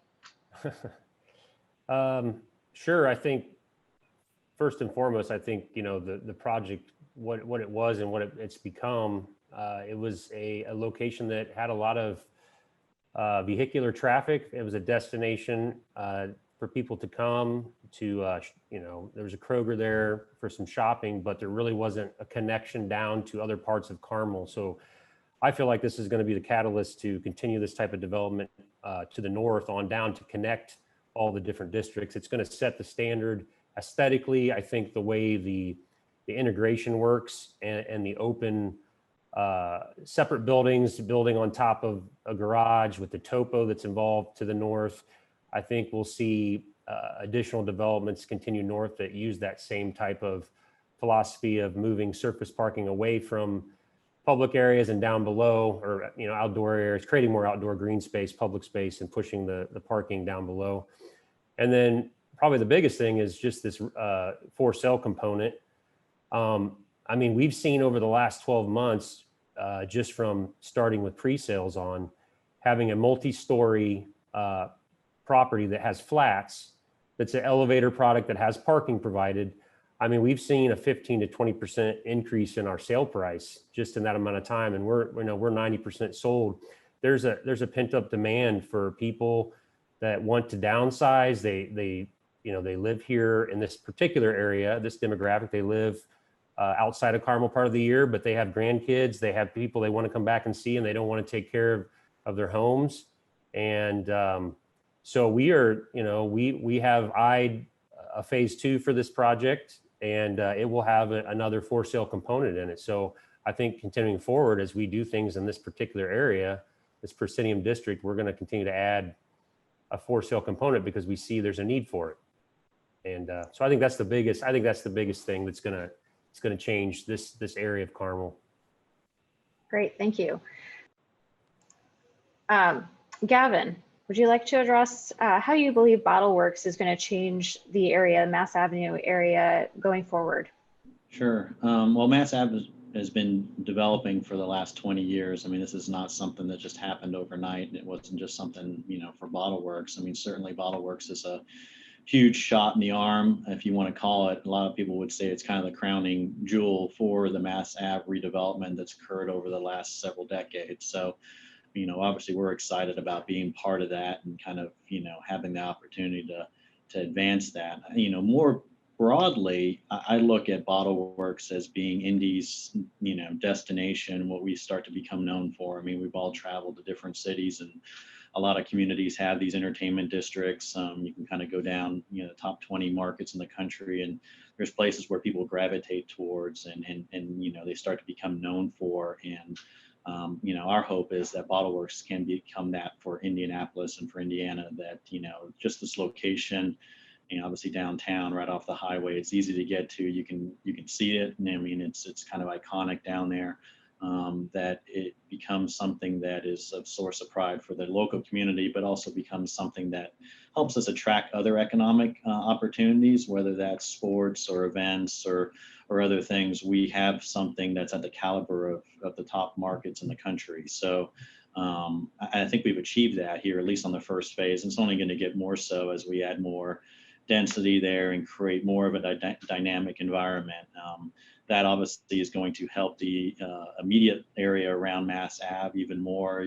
I expect to see more development that will kind of, have this halo effect around Bottle Works just because of what it is. And, you bring people down to a place, you're going to get more retail. You're going to get, we're seeing a lot of office interest, which seems a little counterintuitive or a little bit surprising with everything going on in the world today. But I think when people are looking to get back into the workplace, they're looking at what environments are people going back to, and how do we be competitive in a very competitive world and offer our employees and our clients an experience that they can't get anywhere else. So projects like Bottle Works and Game Changer projects that we're talking about today are those types of things that people are looking and seeking out for. And I think long term, those are the ones that will help define areas and places, but also attract further investment in the future.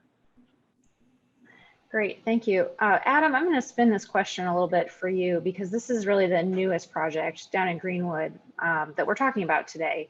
And my question for you would be, why now? Why is Greenwood doing this at this point in time? We're seeing a lot of development happening around the city, in all the surrounding suburbs. Why is it attractive as we're coming out of a year of COVID quarantines and mask mandates? Yeah, excellent question. And I would say for anyone who's in the audience today listening that's working a deal that's maybe gotten slowed down or stuck as a result of last year and those types of things, this is something that's key. A couple of things come to mind. First, I think both, Alex and Gavin both mentioned the kind of the halo effect of the immediate area.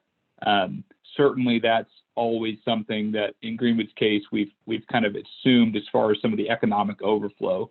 But as far as the why now, I would say there's kind of two primary themes.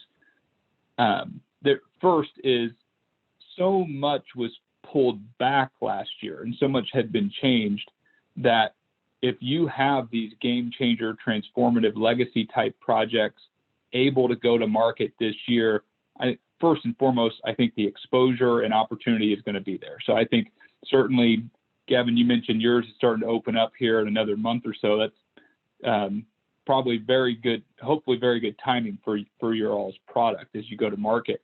In Greenwood's case, certainly we also tried to stay heads down and through all of the challenges with some of the retail conversations and grocery conversations last year, wanted to make sure that we were ready to deliver a project agreement in the spring of this year so that we could really not pull back and be too conservative, but continue to try to get it, because frankly, the demand has been there and has been strong. And then the last thing I would say, I don't know if any of you follow governing's articles and publications, but there was a great publication yesterday actually that talked about why some communities prosper and grow and why others do not. If you haven't read it, I would encourage you all to go take a look at it. And one of the things that they specifically mentioned, the researchers mentioned in their findings that I think touch on, Janelle, that why now component was this whole function of that these communities that are prospering really had kind of one common denominator amongst others. And it was that they're seeking and they're cultivating their own unique identity. So trying to make sure that that sense of place and that something that's unique to them and you can't find anywhere else. I think those are going to be tremendously valuable going forward as maybe social circles and work circles become a little bit more regionally constrained. So I hope that helps. Great, thank you. And I'm going to ask you another question, which has come from one of our attendees. Really a two-part question. What type of financing is being used on these projects? And you could talk about the Greenwood project specifically, but then a more general question about energy financing. And I know we're not really using a whole lot of that in Carmel. We do have some grants that we've approached with vehicle charging, electronic vehicle charging opportunities, but maybe you know of some opportunities that our listeners would like to hear more about. Yeah, I would say absolutely, it's emerging. We looked at it as well.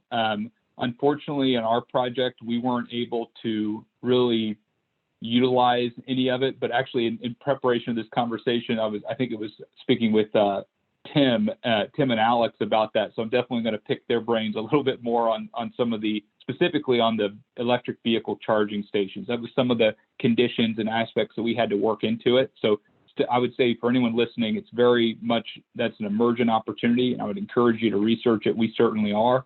And then broader, as far as the package, so it's a public-private partnership.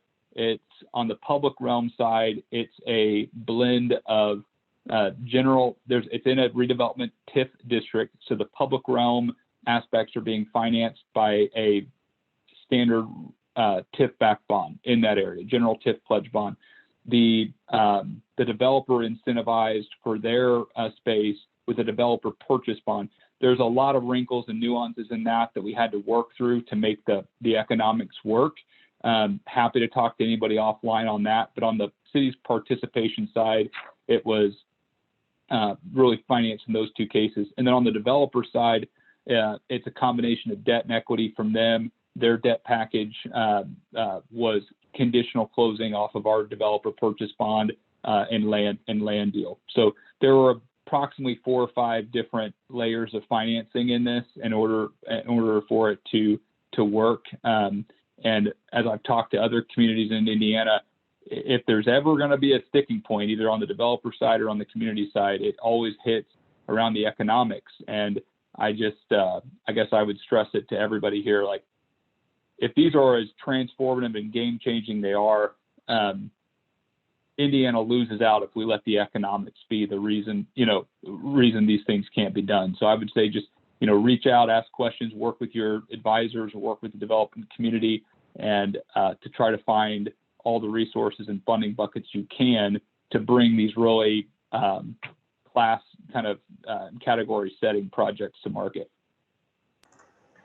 Thank you. All right, we are down to 8 minutes left, and there are 4 of you. So I'm going to ask one last question and give you each 2 minutes to answer. And if you're all really quick, then we'll have time for a second question.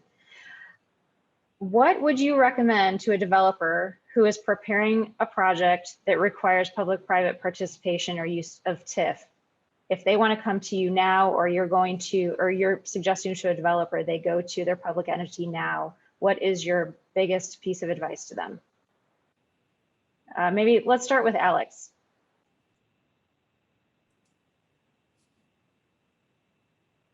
Bloomington has a reputation. I mean, I've heard referred to it as the People's Republic of Bloomington. It's a community that's very interested in developing in the right way. So I think that what I would advise people who are interested in working in Bloomington is really understand the community's natural instincts and culture. It can seem complicated to develop in Bloomington, but I think we're kind of making some great inroads with the new UDO, and we're bringing city council along in a good way. So I think it's not as complicated as people may have once felt it was to develop in Bloomington. But we've seen people airdrop in from God knows where, and you know, and their designs reflected had palm trees in it, and you know, it just does. That's not going to fly. So I think just understanding the community a little bit, and don't be shy about Bloomington. There's a lot of really good stuff happening. Thank you. Gavin, would you like to take the next stab at this? Sure. I guess from the developer standpoint, I think it's important just to leave your ego at the door. I mean, I think a lot of times, you know, these big projects, you know, not essentially require, you know, public input, community input. You have to be able to listen and take in everybody's perspective on it, because they do have such a big impact on the community. To just think you're going to, you know, just, you know, do it as a private developer and get it done, I think is kind of a, not only is it the wrong approach, but it's kind of sets up for failure doing it that way.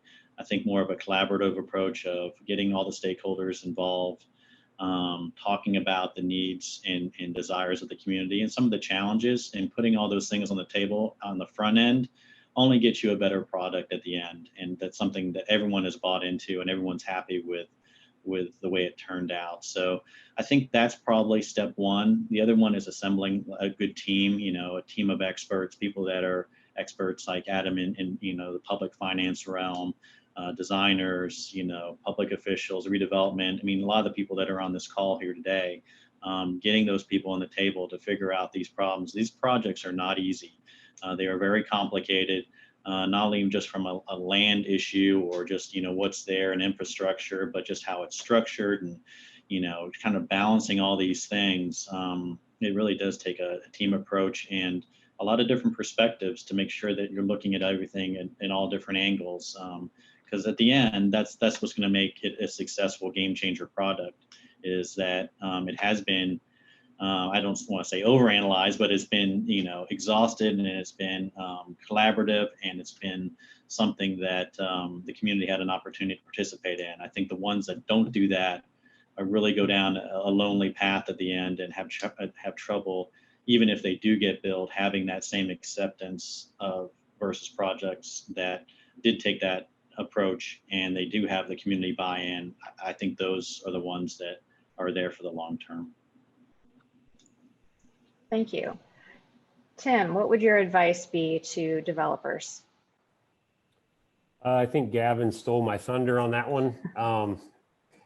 I just think, just following up with what he said, everybody, not only the developer, but the planning staff, the redevelopment commissions, the designers, everybody has to have a little bit of humility, because these are outside the box projects. They take more time than a standard, you know, greenfield development without TIF financing. There's just so many components to it that, you know, if everybody's working together for a common goal, it seems like you said, all the stakeholders, you know, everybody takes ownership in it.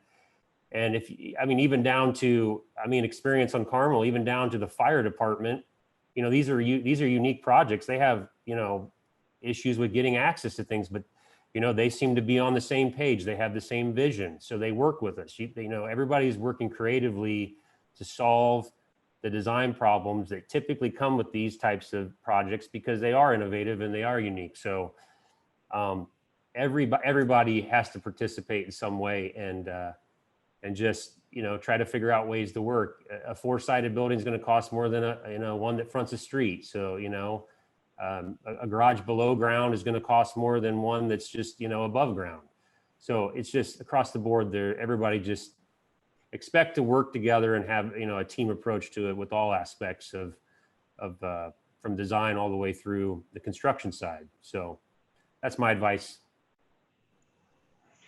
Thank you. And Adam, coming from the financial background, I'm going to change your question slightly because there's an item that you had mentioned previously when we talked last week. And an interest that we have here in Carmel is to move forward with developer-backed bonds versus city or taxpayer-backed bonds. So how can developers understand better what the opportunities and requirements are for the developer-backed bonds so they can be prepared when they're talking with the cities they're negotiating with?